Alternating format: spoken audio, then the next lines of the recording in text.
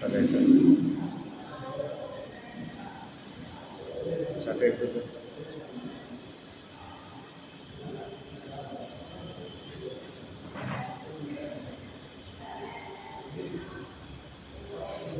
On பண்ணிருக்கீங்களா sir? சவுக்கு button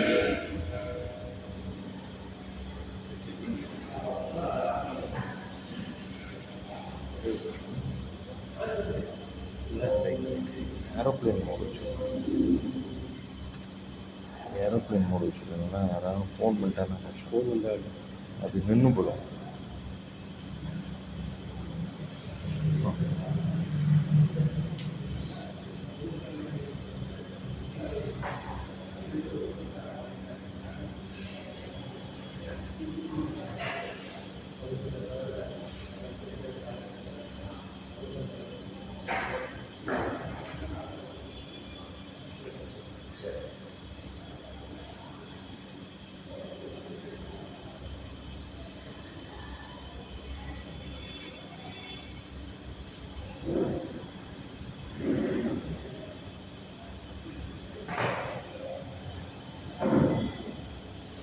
पुण्यानुभोज विकासाय पापत्वान्तक्षयाय च श्रीमान् आविर्भूतो रामानुज दिवाकरः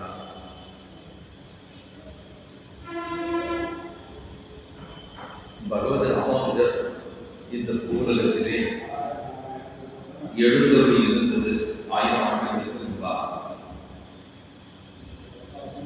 எவ்வளவு காலம் வேதாந்தியாக இருந்தாலும் சுவாமி ராமானுஜர் திருவரங்கத்தில் எழுந்துள்ளிருக்கிற போது வீதிகளிலே தான் தன்னுடைய பிச்சைக்காக எழுந்துள்ளார். அப்பொழுது அவர் வேதங்களையோ உபனிஷத்துக்களையோ செவித்து கொண்டு வருவதில்லை. மாறாக திருப்பாவை உபசுரங்களைத்தான் அனுசந்தானம் பண்ணுவார்.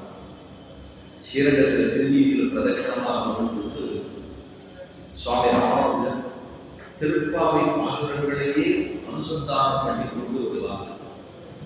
அப்படின்னா இந்த திருப்பாவை எத்தனை உயர்ந்ததாக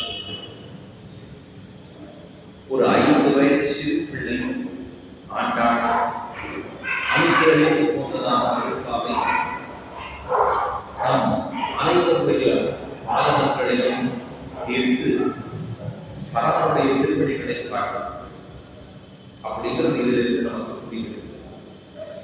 எத்தனை பரம வேதாந்தியாக இருந்தாலும் சரி, எவ்வளவு உபனிஷத்துக்களோ வேதங்களோ தெரிந்திருந்தாலும் சரி, ஆனால் எல்லாவற்றையும் காட்டில் உயர்ந்ததாக தமிழ் பிரபந்தமாக இருக்கக்கூடிய திருப்பாவையிலே உண்டு. அதனாலதான் திருப்பாவைன்னு சொன்னா உலக பிரசித்தம். இந்த லோகத்தில் இருக்கக்கூடிய அத்தனை பேருக்கும் தெரிந்தது திருப்பாவை. திருச்சந்த விருத்தம் அப்படின்னு ஒரு பிரபந்தம் இருக்கு. அப்படின்னு நான் அடிக்க சொன்னேன்னா கொஞ்சம் எல்லாருக்கும் யோஜனையா திருச்சந்த விருத்தம் ஒரு பிரபந்தம் இருக்கிறதா அப்படின்னு நம்ம தோற்றம். ஆனா திருப்பாவைன்னு சொன்ன உடனே அத்தனை பேருக்கு தெரியும். ராமானுஜரை எம்பெருமானா அப்படின்னு சொல்லுவோம். அந்த ராமானுஜர் ஸ்ரீரங்கத்தில் இருக்கிற போது சிஷ்யர்கள்லாம் வந்து சுவாமி திருப்பாவைக்கு கொஞ்சம் அர்த்தம் சொல்லலாமே அப்படின்னு ராமானுஜர் வாழ்ந்த போது அவர்கிட்ட கேட்டார். அப்பா அவர் சொல்லிட்டார், இது ஸ்திரீகள் அனுபவிக்க வேண்டிய பிரபந்தம். அது பெண்களுக்கு தான் இந்த ரொம்ப முக்கியத்துவத்தை அவர்களாலே அனுபவித்த பிரபந்தம். ஒரு பெண் பிள்ளையானவள் ஆண்டாண்டு சொல்லப்படுகிற சிறு குழந்தை கொடுத்த பிரபந்தம். இது பெண்களுக்கு ரொம்ப உயர்ந்தது, பெண்களாலே சொல்லப்பட வேண்டியது அப்படின்னு சொல்லியிருக்கா. புருஷர்களுக்கு அத்தனை இது லயிக்காது அப்படின்னு சொல்லியிருக்காரு. அதான் அர்த்தம். நம்ம அதை செய்யக்கூடாதுங்கிறது அதை காலக்ஷேபமாக பண்ணுவதற்கு ஸ்திரீகளுக்கு அத்தனை உரிமை உண்டு என்பதை உயர்த்தியாக சுவாமி என்பதை சொல்லியிருக்காரு. இன்றைக்கு நமக்கு அனுபவம் 3வது பாசம். ஓங்கி உலகளந்த புத்தகம் பேர்வாடி நாங்கள் நம்பாமைக்கு சாட்சி நீராடினான் தீங்கின் நீ நாடெல்லாம் திங்கள் மும்மாறி வைத்து ஓங்க வரும் செல்ல கூடுகையில் உள்ள பொருளில் பெருமண்டு கண்படுப்ப தெங்காலே முக்கிருந்து சித்தமதவத்தி வாங்க குடநிறைக்கும் மள்ளல் நண்பசுக்கள் நீங்காத செல்வம் நிறைந்தது ஏலோரம்பாவாய் என்பது மூன்றாவது பாசுரம். முதல் பாசுரத்தாரே நாராயணனே நமக்கே பறை தருவான் அப்படிங்கிற ஒரு உயர்ந்த அர்த்தத்தை எம்பெருமானை போய் சேர்ந்து அவனோடு அனுபவிக்கக்கூடிய அனுபவம் என்ன அப்படிங்கிறதுதான் நாராயணனே நமக்கே பறை தருவான். எங்க போய் சேரணும்? எம்பெருமானுடைய திருவடிகளை என்ன செய்ய வேண்டும்?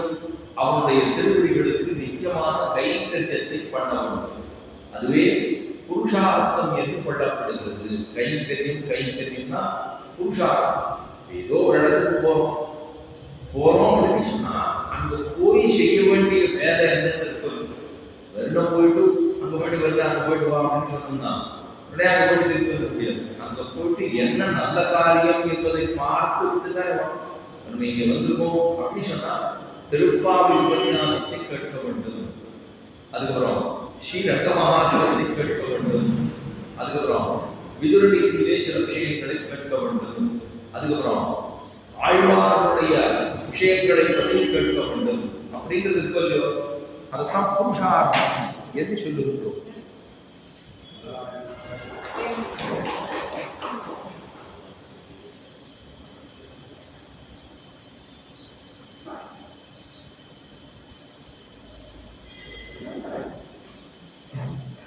அதைத்தான் புருஷார்த்தம் நம்மாலே அர்த்திக்கப்படுவது புருஷார்த்தம். புருஷனாலே அர்த்திக்கப்படுவது அப்படின்னா புருஷன்னா ஆண்களுக்கு சொல்ற பொதுவா சொல்ல விஷயம். புருஷனாலே அர்த்திக்கப்படுகிறது புருஷார்த்தம் என்று சொல்லப்படுகிறது. அதை சொல்றது முதல்ல அதை சங்கரமாக சுருக்கமாக சொன்னார். இரண்டாவது பாசுரத்திலே என்ன செய்ய வேண்டும், நோக்குக்கு என்ன செய்யணும் என்ன செய்யக்கூடாது அப்படிங்கிறதை கிருத்திய அகிருத்தியங்கள் அப்படின்னு ரெண்டு விஷயமாக சொன்னாங்க. அது என்னென்ன? நெய்யுள்ளோ பாலமோ, அதுக்கப்புறம் மையிட்டெழுதோ மரட்டினாவுடையோ செய்யாதனை செய்வோம், தீக்குறளை செய்யும் போதோ என்னென்ன செய்ய போறோம்? பார்க்கடவுள் மையத்துகின்றவர் வழிபாடி நாட்காலே நீராடி ஐயமும் பிச்சைமாந்தனையும் கை காட்டி மாறி இதெல்லாம் செய்யணும் செய்ய வேண்டாம் கூடாதுன்றத சொன்னோம். மூன்றாவது பாசுரத்தாலே இந்த திருப்பாவை நோன்பு நோற்பதனுடைய பலம் என்ன அப்படின்னு சொன்னோம். ஒரு விஷயம் பண்ணோம்னா அதுக்கு பலம் இருக்க, இதை செய்வதனுடைய பயன் என்ன அப்படின்னு இருக்கணும். ஆனா இது லோகத்துக்கான பயன். ஒரு நோன்பு நோக்கிறோம்னு சொன்னா ஒரு பயன் உண்டு, அதுக்கு ஒரு பலம் உண்டு. அந்த பலம் பொதுப்படையாக இருந்தாலும் ஆனா இங்க இருக்கக்கூடிய கோபிமார்களாக இருக்கக்கூடிய இவர்களுக்கு என்ன பலம்னா சாட்சாது கண்ணன் பெருமானே பலம், வேற எதுவும் பலம் இல்லை. இங்க இந்த திருப்பாவை செய்திருக்கோ எனக்கு என்ன ஏதாவது காசி பணம் ஒன்று கேட்க போகணுமா, இல்லை எனக்கு வீடு மன எல்லாம் பொண்ணுன்னு கேட்க போகணுமா, இல்லை எதுக்கோ போகணும் வெளிநாட்டுக்கு போகணும் அப்படின்னு நம்ம கேட்க போகணுமா, இதெல்லாம் ஒன்று கேட்கப்படுவதில்லை. பலம் என்பது இல்லை. சாட்சாது கண்ணன் பெருமானை பெறுவதே பலமாக சொல்லப்படுகிறது. ஏன்னா லோகத்திலே ஒரு ஹோமம் பண்றோம், ஒரு ஹோமம் பண்ணோம்னா அதுக்கு ஏதோ ஒரு பலத்தை எதிர்பார்த்து பண்ணவர்கள் லோகத்தில் இருக்கக்கூடியவர்கள். ஜோதிட்ட ஹோம யாகம் அப்படின்னு ஒரு யாகம் இருக்கு. இந்த யாகத்தை பண்ணினா சொர்க்கம் கிடைக்கும். ஜோதிட்ட ஹோம யாகம் அப்படின்னு பேரு.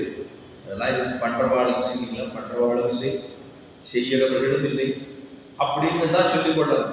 ஏன்னா அதை பண்ணணும் அப்படின்னு சொன்னா அதுக்கு நிறைய நெட்டைகள் இருக்க வேண்டும்.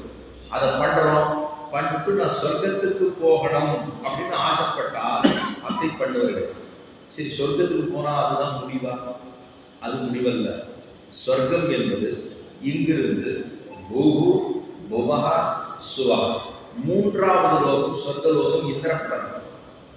அங்க போனா திரும்ப இதே இடத்துக்கு தான் வரணும், இதே பூலோகத்துக்குள்ளதான் வரணும், திரும்ப பிறந்தே ஆக வேண்டும் அப்படின்னு சொன்ன உடனே நமக்கு ஒரு பதட்டம் ஏற்படும். அடடா, சொர்க்கத்துக்கு போனாலும் திரும்ப இங்கே தான் வரணும், இதே சம்சாரத்தை தான் பார்க்கணுமா? சம்சாரம் தான் அடியை சொல்றது, மனைவியை சொல்லலை, சம்சாரம்னா இந்த உலகத்தை சொல்றேன். ஆனா சம்சாரம் என்பது இந்த உலகத்தை பூலோகத்தை சொல்லக்கூடிய விஷயம். எப்ப சன்னியாசிகளுக்கும் இதே சம்சாரத்தை தான் இருக்காங்க. சம்சாரம்னா இந்த உலகம் சம்சாரம் அப்படின்னு தெரியும்.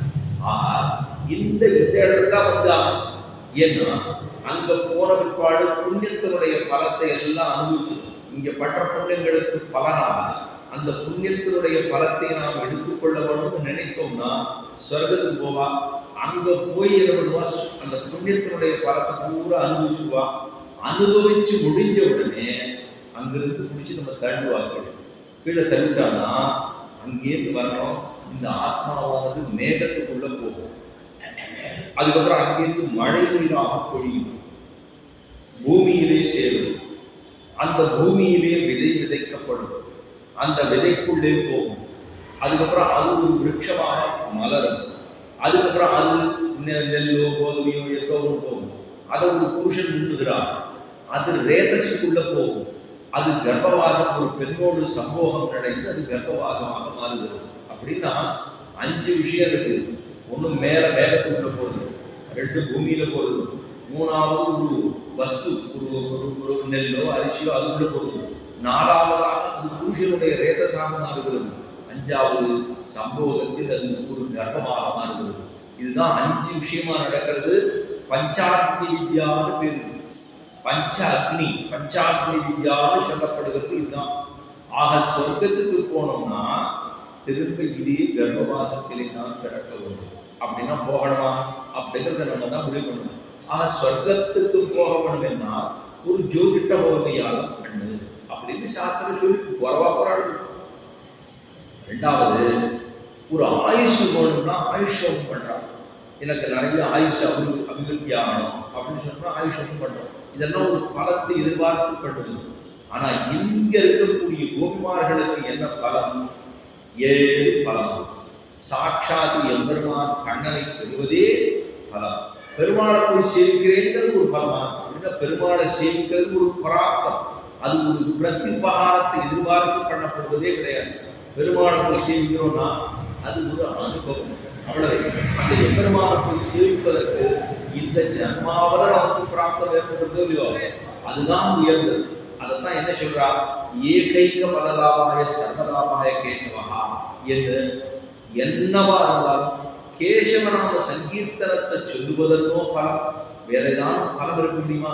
நாட்கொண்டு நான் கொடுத்திருக்காரே பெருமாள்னு சொன்னா அதை கொண்டு ஏதேதோ பேசுவதற்காக அல்ல, எம்பெருமானை பற்றி பேசுவதற்காகவே கொடுக்கப்பட்டது இந்த சரீரம்.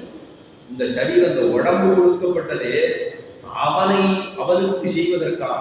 நமக்கு தான் எல்லாம் பண்ணுறதுமே தவிர அவனை ஞாபகமாக படுத்திக் கொள்ளுகிறோமா?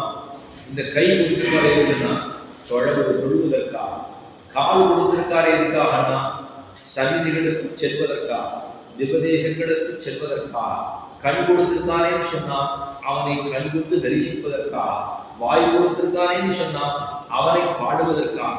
இவ்வளவு இந்த கட்டளைகளை பூரா கொடுத்தது எதற்காகனா எம்பெருமானுக்காகவே இது கொடுக்கப்பட்டது.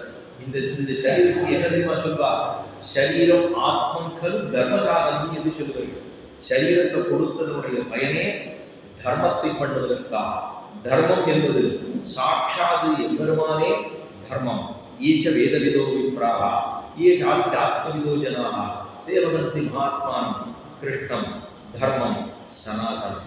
சாட்சாது தர்மம் யாருன்னா படித்தவர்களும் பாமரர்களும் ரிஷிகளும் முனிவர்களும் வல்லுநர்களும் எல்லாரும் சொல்லக்கூடிய தர்மம் எதுன்னா சாட்சாத் தர்மம் கண்ணன் பெருமானே.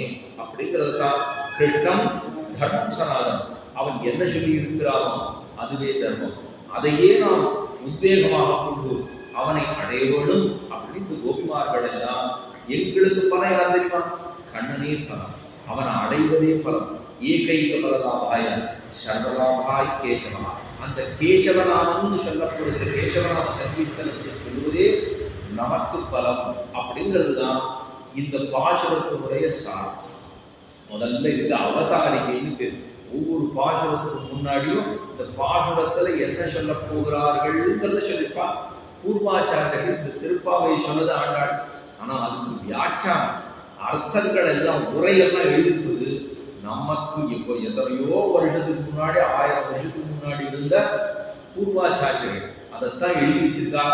அதுல இருக்கிறது சொல்லப்பட்ட விஷயங்களை தான் நம்ம பார்க்கணும்.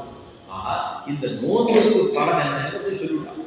இப்போ ஓங்கி உலகளந்த உத்தமன் தீர்ப்பாளி. ஓங்கி உலகளந்த பெருமாள் என்ன பண்ணா, திரிவிக்ரம அவதாரம் எடுத்தார். திரிவிக்ரம அவதாரம் எடுத்தது எதற்கா அப்படின்னா, இந்திரனுடைய பட்டணத்தை மகாபலிங்கிற சக்கரவர்த்தி அபகரித்துக் கொண்டான். முடிஞ்சு போச்சா? அவன் அபகரணம் பண்ணிட்டான். அபகரணம் பண்ணிட்டா இவனுக்கு தேசம் இல்லை. அப்ப என்ன பண்ணான், நேர பெருமாள்கிட்ட ஓடி வந்தான். ஓடி வந்து சொன்னான், என்னுடைய தேசத்தை அவன் அபகரித்துக் கொண்டான், நான் இப்போ உண்மை இல்லாம தரித்திரனா இருக்கேன் அப்படின்ட்டு எனக்கு நீ எப்படியாவது அத்தை பெற்றுக்கொள் கொடுக்க வேண்டும் அப்படின்னு கேட்டான். நீயே போய் கேடு, நீ தானே தோற்ற, நீயே போய் கேடு. இந்த சாட்சிக்காரன் காலில் விழுவதை விட சட்டக்காரன் காலிலே விழ வேண்டும் அப்படின்னு சொல்றாள். அதுவே அப்படி சுமூகமா போயிடுதுன்னா ஒன்றும் பிரச்சனை இல்லை. யாரையோ ஒருத்தரை கூட்டிட்டு போய் அங்க போய் அவளை நிறுத்தி அவளுக்கு நம்மளோட கட்டத்தை ஊரை சொல்லி நமக்கு மான மரியாதை போனதெல்லாம் ஊர் அவள்கிட்ட சொல்லி அங்கேருந்து அப்படி போறதுக்கு நேர இப்படியே போயிடலாம் முடியும் அப்படின்னு அவரை கண்ணன் சொல்லி பார்த்தா, இல்லை இல்லை நீ தான் வரணும் அப்படின்னு சொன்னா, சரி வரேன் அப்படின்னு தன்னுடைய ஸ்திதியை குறைத்து கொண்டு, தான் எவ்வளவு உயர்ந்தவன் அப்படி இருக்கக்கூடிய எம்பெருமான் தன்னுடைய ஸ்திதியையே குறைத்து கொண்டு குள்ள வடிவா போனான். அவன் ரொம்ப வாமனனா குள்ள உருவா குரல் உருவா தானும் போனதுன்னா இப்ப எதுக்காக போயிருக்கான், இந்திரன் வந்து பிரார்த்தித்ததுனாலே போயிருக்காரு. அப்ப பெருமானுடைய குணம் சுபாவம் என்னவா இருக்குன்னா, ஒருத்தர் கேட்டுட்டா போதும், தன்னையே அழிச்சுட்டா கூட பரவாயில்ல, போய் அடுத்த வாழ்க்கை ஒத்தாசை பண்ணுவோம். லோகத்திலே பல பேர் இருக்காங்க, நமக்கு தெரிஞ்சவாட நம்ம மக்களே நிறைய பேர் இருப்பா. வந்து அவர்கள் அவளுக்கு என்ன வீட்டுல என்ன காரியம் இருக்கோ அதெல்லாம் பண்ண மாட்டான். நேர அடுத்தவர்களுக்கு உதவி செய்யறதுக்கு வரிஞ்சு கட்டு போடுவான். போய் அங்க போய் பண்ணுவான். பண்ணிட்டு கடைசியில் என்ன ஆகும் தெரியுமா, எல்லாம் பண்ணிட்டு ஏதாவது எங்கேயாவது அந்த கோளாறு இருக்கும். உடனே அவன் சொல்லுவான், நீ வந்தாலே இப்படித்தான் அப்படின்னு அவளை குத்த வேலை சொல்லுவா. இவருக்கு ரொம்ப வருத்தமா போடும். என் வீட்டு வேலையெல்லாம் விட்டுட்டு உனக்காக வந்து இங்கே பாடுபட்டேன் பாரு, இதுக்கு எனக்கு வேணும் அப்படின்னு சொல்லிப்பா. இப்ப என்ன பெருமாள் பண்ற காரியம் அதான். என்ன பண்ணா, தன்னுடைய ஸ்திதி எங்கேயோ இருக்கக்கூடிய பரவலத்தில் இருக்கக்கூடிய சீவை கூட்டத்தில் இருக்கக்கூடிய பெருமாள் தன்னை குறைத்துக் கொண்டான்.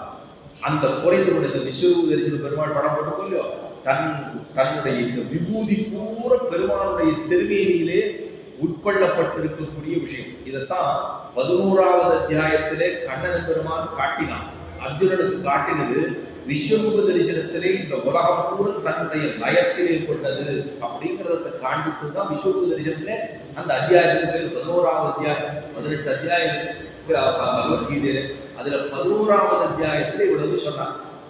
பெருமாள் நேர அடுத்தவர்களுக்காக ஓடி போய் ஒத்தாசப்பட்டது. பெருமாளுக்கு முன்னாடி வேற யாருங்க போய் அடுத்தவர்களுக்கு ஒத்தாசை பண்ணணும் இல்லையோ, அது ஓங்கின்னு சொன்னா அப்ப ஏதோ உள்ளமா இருந்திருக்காருன்னு அர்த்தம். ஒருத்தர் ஏதோ பண்ணிட்டு செய்யக்கூடாது. யாரையோ ஒருத்தரை போய் அடிக்க போறோம்னா இப்படி அடிக்க மாட்டேன், ஓங்கி அடிக்கும். அப்படின்னா கீழே மேல தூக்கினா தான் வலு கிடைக்கும். வலு கிடைச்சா அப்படி ஒன்று கூடலாம்.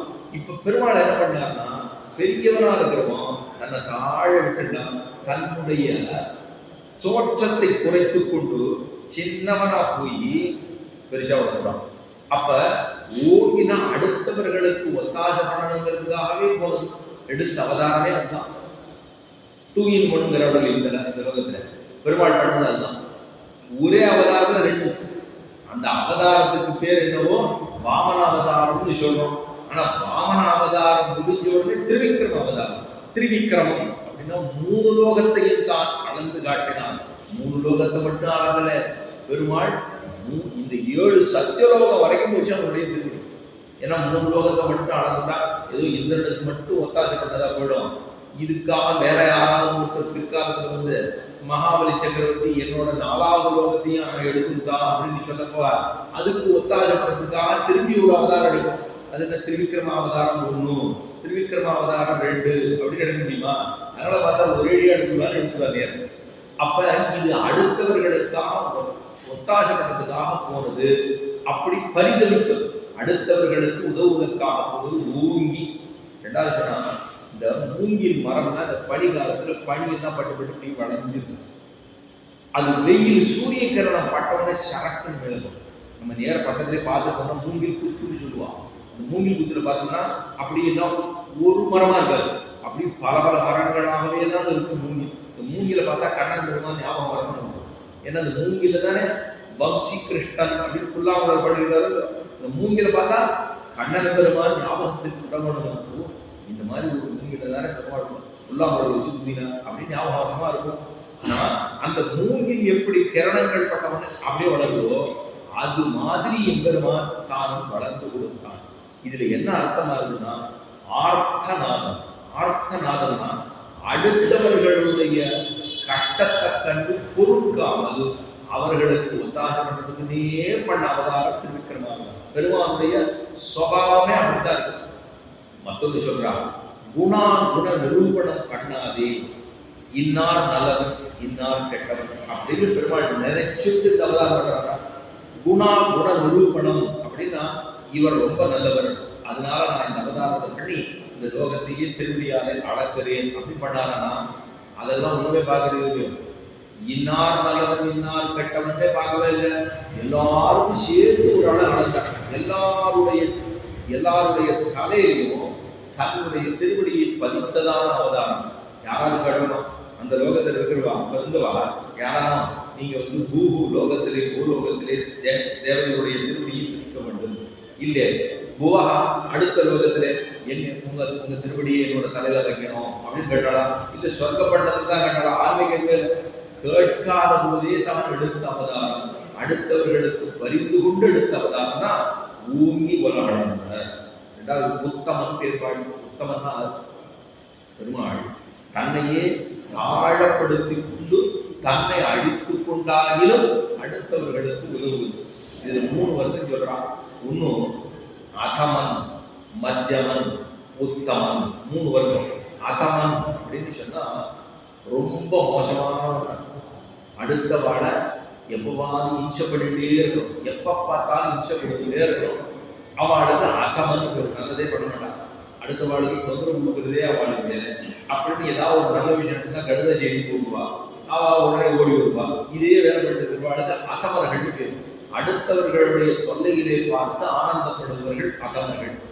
அதுக்காக அவன் என்ன பண்ணுவான்னா, நான் சொத்து போனா கூட பரவாயில்ல அடுத்தவருக்கு கெட்டது பண்ணிட்டே இருக்கணும் அப்படின்னு பண்ணுவான். அவர்களுக்கு அதமர்கள் பேர். மத்தியமர்கள்னா ஏதோ அவரும் நல்லா இருக்கா நானும் நல்லா இருக்கேன் இருக்கட்டும் அப்படின்னா அவர் பாடு அவன் பாடு எனக்கு அப்படி சொல்லி அவன் பாட்டு மத்தியமர்களா இருப்பான். 3வது உத்தமன் ஒரு கேட்டகரி. அவன் என்ன பண்ணுவான்னா, தான் அழிந்தாலும் அடுத்தவர்களை நல்ல ஸ்திதிக்கு கொண்டு வர வேண்டும் என்று ஆசைப்படுபவர்கள் உத்தமர்கள். பெருமான் அந்த கேட்டகரி தான். என்ன சொன்னார், தானே தன்னுடைய அவனுடைய உயரத்தை குறைச்சிட்டு ஒரு இடத்துல போய் பிச்சை கேட்கணும்னா முடியுமா? தான் ஒரு இடத்துக்கு ஒரு இடத்துல யாச்சனை கேட்கிறார். மகாபலி சக்கரவர்த்தியின் இடத்தே அவர் தான தர்மங்கள் பண்ணுகிற போது எனக்கு தானம் கொடுக்குறியான்னு கேட்கிறார். அவரிடம் பிக்ஷ ஒரு இடத்துல யாச்சகம் கேட்கறதுனா கொஞ்சம் தாழ்த்து செயல்தானே. தான் உருவத்தையும் உள்ளமா வச்சுக்கிட்டார். அதுக்கப்புறம் பிக்ஷை வேற கேட்கிறார், எனக்கு ஏதாவது கூட அப்படின்னு கேட்டா என்ன ஒன்று கேட்டான், எனக்கு 3 அடி கொடுக்குறான். 3 அடி உடனே அவன் ரொம்ப சுருக்கு போகும். ஏன்னா ஒரு பெரிய கோடீஸ்வரர் இருக்கா, அவர்கிட்ட போய் ஏதோ சம்பரோஷணத்துக்கு ஏதோ கும்பாபிஷேகத்துக்கு போகணும், அவர்கிட்ட பத்திரிகை கொடுத்தோம், ஏதாவது கொடுத்தா தேவையான கொஞ்சம் எங்களுக்கு பட்டத்துக்கு சௌரியமா இருக்கும் நினைக்கணும். அவர்கிட்ட போய் ஒரு 100 ரூபா கொடுக்குறேடா அப்படின்னு கேட்டோம்னா அவர் ஏற்கனவே 1,00,000 ரூபா கொடுக்குறேன்னு மனசுல வச்சுருக்கா. அவர்கிட்ட போய் ஒரு 100 ரூபா கொடுக்குறேன்னா அவர் போக முடியும். இப்போ அவரும் மகாபலி சக்கரவர்த்தி நிறைய கொடுக்குறான். அவர்கிட்ட போய் 3 அடி ஒண்ணு கொண்டு சிரிச்சுட்டான். என்னடா பார்த்து 3 அடி கேட்குறியாங்க அப்படின்னு ஒண்ணு 3 அடியா அப்படின்றதான் காரணம். சரக்குன்னு வளர்ந்தார். சின்ன கால தான் காமிச்சார், பெரிய கால எடுத்து ஆனந்தம் பண்ணி இவன் என்ன உலகமே என்ன சொல்றா, ஏமாற்று பேர் வழி இதான சொல்ற பெருமாள். ஆனா பெருமாள் பண்ண காரியம் தெரியுமா, யாருமே நம் பெருமாள்கிட்ட பிரார்த்திக்காத போது பெருமானுடைய திருவடியை நம்முடைய தலையிலே வைத்து நமக்கு அனுகிரகம் பண்ணதுதான் பெருமையே. அது நமக்கு தெரிய மாட்டேங்கிறது. நம்ம என்ன பண்றோம், சின்ன காலகட்டத்தில் பெருகாலத்து ஏமாத்துக்கா இவர் ஏமாத்து பெருவழி, மாவராமதாரம் ஏமாற்று பெருவழி அப்படின்னு சொல்றோம். அது வரல. அப்ப பிரத்தியாருக்காக பண்ணுகிறானோ அவன் உத்தமனாக இருக்கிறான். ஏன் அந்த உத்தமனுடைய பெயரை பாடுவதனாலே என்ன பலம் ஏற்படுகிறது அப்படின்னு பார்த்தா, அவன் பாடுறதுனாலே கர்மயோகிகளுக்கு கர்மங்கள் எல்லாம் குறைந்து கர்மம் சிந்திக்கிறது. அவருடைய திருவடிகளை உத்தமனுடைய பெயரை பாடுவதனாலே ஞான யோகிகளுக்கு ஞானம் சிந்திக்கிறது, பக்தி யோகர்களுக்கு பக்தி சிந்திக்கிறது. எதை போலனா அந்த உத்தமர்கள் எப்படி இருப்பானா, தென்றலும் நிலவும் போலே. தென்றல் காற்று என்ன என்னைக்கான தென்றல் காற்று நான் அடிக்கிறேன் பத்தியா, நானே அதை வாங்கிக்கிறேன் அப்படின்னு என்னைக்கா அது பண்ணிக்கிறாங்க. தென்றல் காற்றுக்கு தென்றல் காற்று அதுக்காக வீசிக்குது, நம்ம தானே அதை அனுபவிக்கிறோம். கரத்தியாருக்குன்னே இருக்கு தென்றல். அதே போல நிலவு ஒளி இருக்கு. பௌர்ணமி அன்னைக்கு அப்படி பார்த்தோம்னா அவ்வளவு ஆகாசம் ரொம்ப நல்லா இருக்கும். நிலவு எவ்வளவு குழுமையா இருக்கு பார்த்து அந்த பௌர்ணமியினுடைய அழகா. பௌர்ணமிக்கு என்னைக்கான சுகம் தான், பௌர்ணமிக்கு சுகம் கிடையாது, அடுத்தவர்களுக்கு தானே சுகம் அது. அப்ப பௌர்ணமியும் நிலவும் தென்றலும் போலே அடுத்தவர்களுக்கு இருக்கக்கூடியது எதுன்னா அது பகவான். அப்படித்தான் அடுத்தவர்களுக்கே இருக்கான், இந்த லோகத்தில் இருக்கக்கூடியவர்களுக்காகவே இருக்கான் உத்தமன். பகவானை காட்டிலும் பகவானுடைய திருநாமங்களுக்கு உயர்த்தி உண்டு. எப்படி சொல்லலாம்னா, பகவானை காட்டிலும் அவருடைய திருநாமத்துக்கு ரொம்ப பெருமை. ஏன்னா பகவான் எப்படி சொன்னா, அது கட்டிப்பொன்னை போலே பனிப்பொன்னை போலே என்று சொல்றான். கட்டிப்பொன் அப்படின்னா வெறும் 24 கண் சொல்லணும், 24 சீன் போட்டு வச்சிருக்கும் போது அது வச்சிருந்தோம்னா 24க்கு மேல கிடையாது. எதுவும் சொல்லிட்டு இருக்காப்போ, இப்ப அதுக்கு மேல ஏதோ வேற ஏதோ எழுதிக்கணும், எதுவும் சொல்லிட்டு இருக்கோம். ஆனா வெறும் கட்டிப்பொண்ணா இருந்ததுன்னா அதை நம்ம வேற எதுவும் பண்ண முடியாது. ஆபரணங்கள் பண்ணணும்னா அதுல சில விஷயங்களை கலந்தா தான் முடியும். பனிப்பொண்ணுன்னு சொன்னா அதுதான் உயர்ந்ததாக இருக்கு, ஆவரணங்கள் பண்ணுவதற்கு நமக்கு உபயோகமாக உள்ளது. கட்டிப்பொன்னை போலே அவன், பனிப்பொன்னை போலே அவனுடைய திருநாமங்கள். பகவானுடைய திருநாமங்கள் சொன்னா ஆவரண தங்கத்தை போல அதை வச்சுதான் நம்ம அத்தனை காரியம் பண்ண போறோம். பகவான் இருக்கா, அவனை வச்சுட்டு என்ன பண்ண முடியும்னா, அவர் எங்கேயோ இருக்கார், அவரை அனுபவிக்க முடியுமா? அவனை அனுபவிக்க முடியும்னு சொன்னா அவனுடைய திருநாமங்களால். இப்ப ஆபத் பாந்தவன் அப்படின்னு சொல்றோம். ஆபத் பாந்தவன் சொன்னா பெருமாளுக்கு நேரம் சேவிக்குமா? நேரம் சேவிக்கல. ஆனா அவன் நம்மை கண்ணுக்கே புலப்படாமல் இருந்து கொண்டு நம்ம ரட்சிக்கிறார்களோ, அவனுடைய திருநாமங்கள் தான் நம்மை ரட்சிக்கிறது. ஒரு பிள்ளை தான், அந்த பிள்ளைக்கு அம்மாவை கண்டாலே பிள்ளைங்களே ஏதோ அம்மாவோட கதை. ஆனா திடீர்னு ஏதோ வாக்குவாதம் பேசிட்டே இருந்தா சண்டை வரும். அம்மாவை போய் யாரும் அடிப்பாங்க, கையை ஓங்கி அடிச்சான். அது செய்யக்கூடாத தகாத செயல் தான், பண்ணிவிட்டான். அந்த பண்ணுற உடனே ஓங்கி அடிச்சாங்க. அடிச்ச உடனே கையில் வைக்கிறது, நெருப்பில் பண்ணுறது வைக்குது. அம்மா அடிக்கிறதானே அம்மா, கூப்பிடுறதானே அம்மா. அப்ப மாத்துகாதர்களுக்கு கை வந்தால் அம்மையர பிரார்த்தி உண்டாமா போலே ஏதோ ஒரு கட்டம். மாதா அடிக்க போன ஒருத்தருக்கு கை வச்சுன்னா அம்மாவை கூப்பிடுறான், பிடிக்காத அம்மாவை பேர் சொல்றான். அதே போலதான் பகவானை பிடிக்காதவர்களுக்கு கூட ஏதோ ஒரு பரிகாரம் பண்ணணும்னா பகவானுடைய திருநாமங்களுக்கு நாம சங்கீர்த்தனம்னு சொல்லி 48 நாள் மண்டலம் பண்றவங்க. அவ வீட்டுக்காரர் இல்லைன்னாலும் வீட்டுக்காரி பண்றான், வீட்டுக்காரி இல்லைன்னாலும் வீட்டுக்காரர் பண்றார். அப்ப இதெல்லாம் நடக்கிறது திருநாம சங்கீர்த்தனத்தை சொல்லிக்கொண்டே இருக்கிறார்கள். அந்த திருநாம சங்கீர்த்தனத்துக்கு அத்தனை பெருமை. யாயக்கிருதே யஜன்யகேஹி திரேதாயாம் துவாபரே அச்சயன் யதாப்னோதி ததாப்னோதி கலு சங்கீர்த்த கேசவம்னு சொல்லுகிறார்கள் ஒரு பிரமாணத்தாலே. தியான மார்க்கத்தாலே கிருத யுகத்திலே பகவானை சென்று விட்டதாம். யாயக்கிருதே யஜன்யகேஹி யஜ்ஞயாகங்கள் பண்ணுவதன் மூலமாக பகவானை திரேதாயுகத்திலே சென்று விட்டலாம். துவாபரே அர்ச்சையன், துவாபர யுகத்திலே பகவானுக்கு அர்ச்சனங்கள் பண்ணுவதன் மூலமாக அவனை சென்று விட்டலாம். இந்த 3 லோகத்தில் எப்படி நாம் பகவானை சென்று விட்டனோமோ அதே போல இந்த கலியுகத்திலே திருநாம சங்கீர்த்தனத்தை சொல்லுகிறபடியினாலே அவனை சென்று சுலபமாக கட்ட முடியும்னு சொல்றான். அதனாலதான் திருநாம சங்கீர்த்தனத்துக்கு அத்தனை வைபவம் உண்டு. அதைத்தான் உத்தமன் பேர்வாடி. நாங்கள் நம்பாவைக்கு சாட்சி நீராடினான். நாங்கள் நம்பாவைன்னா நாங்கள்னா 6 கோபிமார்கள்லாம். என்ன சொல்றா, திருநாமத்தை சொல்லலைன்னா தரிக்க முடியாத நாங்கள், திருநாமத்தை சொல்லலைன்னா எங்களால் தரிக்கவே முடியாது. சரி, நம்பாவை. இந்த நம்பாவை நம்ம என்ன பண்ண போறோம் அப்படின்னா, கண்ணனை அனுபவிக்க போகிறோம். கண்ணனாலே பெற்றுக் கொடுக்கப்படுகிற கண்ணன் அப்படின்னா நம்ம போய் கண்ணனை பெறவில்லை, கண்ணனே நமக்கு அவனை காட்டி கொடுக்கிறான். அதனால பெற்றுக்கொள்வதும் கண்ணன், பெறப்படுவதும் கண்ணன், நமக்கு ஒத்தாசப்பட்டது கூட கண்ணன் தான். அதனால நம் பாவைக்கு சாட்சி நீராடினார். உலகத்துக்காக நோன்புன்னு சொல்றோம், ஆனா இங்க நடப்பது என்ன? கண்ணனை அனுபவிக்க முடியாமல் இருக்கக்கூடிய அந்த விரக சமனம், விரக சமனத்தினாலே ஏற்படக்கூடிய விஷயத்தை தான் இங்க அனுபவிக்கிறோம். லோகத்தாருக்கு நோன்பு, ஆனா இங்க உண்மையா என்ன நடக்கிறது அப்படின்னா விரகம். பகவானை சென்று திட்ட முடியவில்லை, ஏன்னா இவ்வளோ பெண்ணாக இருக்கிறாள், ஒரே ஒருத்தி பெண். மற்ற ஆழ்வார்கள்லாம் பெருமாளை அனுபவிக்கணும்னா தங்களை நாயகியாக பாவித்துக் கொண்டு பாடுவார்கள். தங்களை பெண்ணா நினைச்சு பாடுறதுங்கிறது ரொம்ப கஷ்டம். இவோ தானே பெண்ணாக இருக்கிறபடினாலே அவளுக்கு ஒரு தொடர்பு. அதுதான் விரக சமதானம் பண்ணப்படுகிறது. தீங்கின் நாடெல்லாம் உங்கள் முன்னாடி வைத்து, தீங்கில்லை எல்லா பொல்லாங்குகளும் உலகத்திலே ஒழித்து விடும்படியா தீங்கின்றி நாடெல்லாம் திங்கள் மும்மாறி பெய்து. நாட்டுல மும்மாறி பெய்ய வேண்டுமா? மாறி மாறிதான் மழை, மும்மாறி பெய்யணும். எப்படி மும்மாறி பெய்யணும்னு சொல்றான்?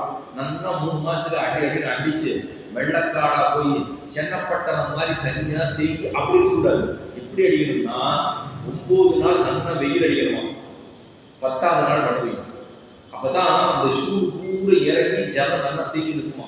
10 நாள் வெயில், 9 நாள் வெயில் எடுத்து ஒரு நாள் 10ஆவது நாள் மழை பெய்ய வேண்டும். அதுக்கப்புறம் 11ஆவது நாள்லேருந்து திரும்ப 19 வரைக்கும் வெயில் அடிக்கணும். 20 நாள் வெயில் மழை பெய்யும். 21லேருந்து 29 வரைக்கும் நல்லா வெயில் அடிக்கணும். ஒரு நாள் மழை பெய்யும். அப்போ 3 நாள் ஆச்சா?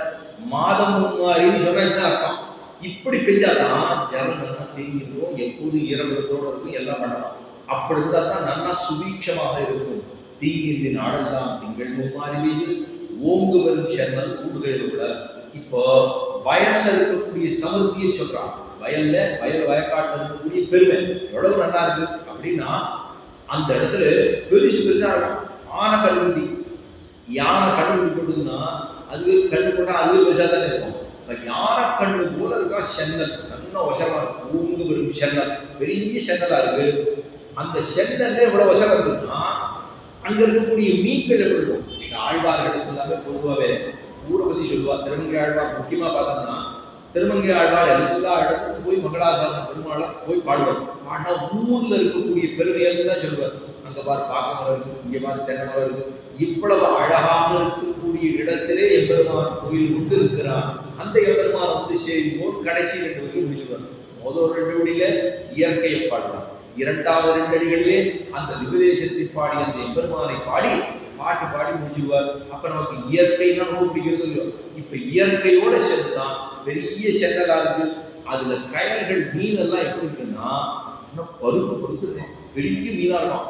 அந்த சென்னலுக்கு உள்ள போனவங்க இந்த ஜலம் இருக்கும், ஜலம் கைக்கு இருக்கிறதுனால அது அப்படியே முழுக்க வயல்ல போயிருந்தா அந்த கால வைக்கணும் முழுக்க. அதுல என்ன ஆகும்னா அந்த மீன்கள் கொஞ்சம் பெருசா எடுத்துன்னா நீக்க முடியாது. அது என்ன பண்ணுவோம், தரையிலே நடக்கிற மாதிரி இருக்கும். அந்த தரை மேல என்ன அதுல முழுக்கா அதுல அப்படியே உள்ள போகும். போறத பார்த்தாலே நமக்கு அங்க ஏதோ உள்ள ஓடுது. மேலே பார்த்தாலே நமக்கு தெரியும் அது உள்ளுக்குள்ள ஏதோ ஓடிட்டு இருக்கு. பார்த்தா மீன்.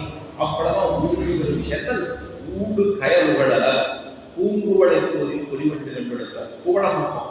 அந்த குவள புஷ்பத்துக்குள்ள என்ன ஆகுதுன்னா வண்டு அந்த எல்லா இடத்துலையும் அந்த பூங்குவளை போதில் பொறிவண்டு கண்படுத்த அந்த அந்த புஷ்பத்துக்குள்ள இந்த வண்டுகள் எல்லாம் அங்கேயும் எல்லா இடத்துக்கும் போயிட்டு வந்து அதுக்குள்ள உட்கார்ந்தா அது மகரந்த சேர்க்கைன்னு சொன்னதான்.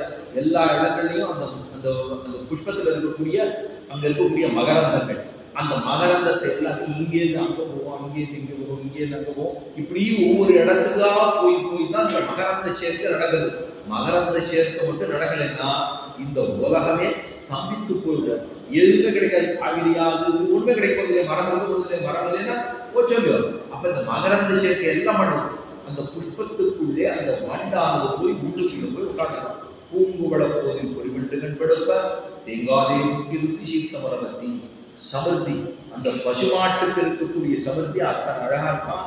அதைத்தான் தேங்காதே இருந்து இது இத்தனை சமர்த்தி திருவடி, அதாவது ஹனுமாரானவர் இக்கர திருப்புல்லாதி சமுத்திரக்கரையிலேருந்து லங்கப்பட்டதுக்கு தாவரத்துக்காக எத்தனை ஒரு பாலித்தார். அந்த மாதிரி பாரிப்போடு இருக்கக்கூடியதான அந்த இடம் அவ்வளவு தான் தேங்காதை இருந்து சீர்த்த மலை. இந்த பசுமாட்டினுடைய முளைக்காம்புகள்லாம் ஆனா பெருசு பெரும்பரா இருக்கும். அது சீர்த்த மலை. ஏன்னா அங்கே கறக்கிறதுக்கு ஆள் இல்லை அப்படின்னா என்ன அர்த்தம்? பால் அவ்வளவு செவருத்தியா இருக்குன்னு அர்த்தம். கறக்கவே முடியல. 2 கையால போட்டு கறக்கிறேன், கையெல்லாம் விண்டு போடுது, பால் நிறைய வந்துட்டே இருக்கு. இப்படி ஒரு இழுன்னா பாத்திரத்தை வச்சிருந்தா ரொம்பிடுதான். பாத்திரத்துக்கு ஆள் இல்லை, ரொம்பிட்டே இருக்கு. இப்படி இழுத்தா ஒரு பாத்திரம், இப்படி இழுத்தா ஒரு பாத்திரம். இந்த பாத்திரம் மாற்றுவதற்கு ஆள் இல்லை, கையும் கடுத்து போகிறது, பாலானா குறைஞ்ச பாடு இல்லை.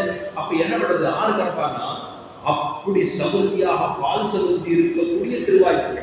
அவ்வளவு திருவாய்ப்பாடியில அத்தனை பெருமை இருக்கு. முதல்ல வயலாளர் சொன்னா, இப்ப அந்த ஊர்ல இருக்கக்கூடிய சமுதியை சொல்கிறாள். அப்ப தேங்காலை முக்கியிருந்து சீர்த்த வளவத்தி வாங்க குடன் நிறைக்கும். வச்சவுடன் குடம்பூர் ரொம்பிடுதான். வள்ளல் பெரும்பசுக்கள் வள்ளல் அப்படின்னு சொன்னான்.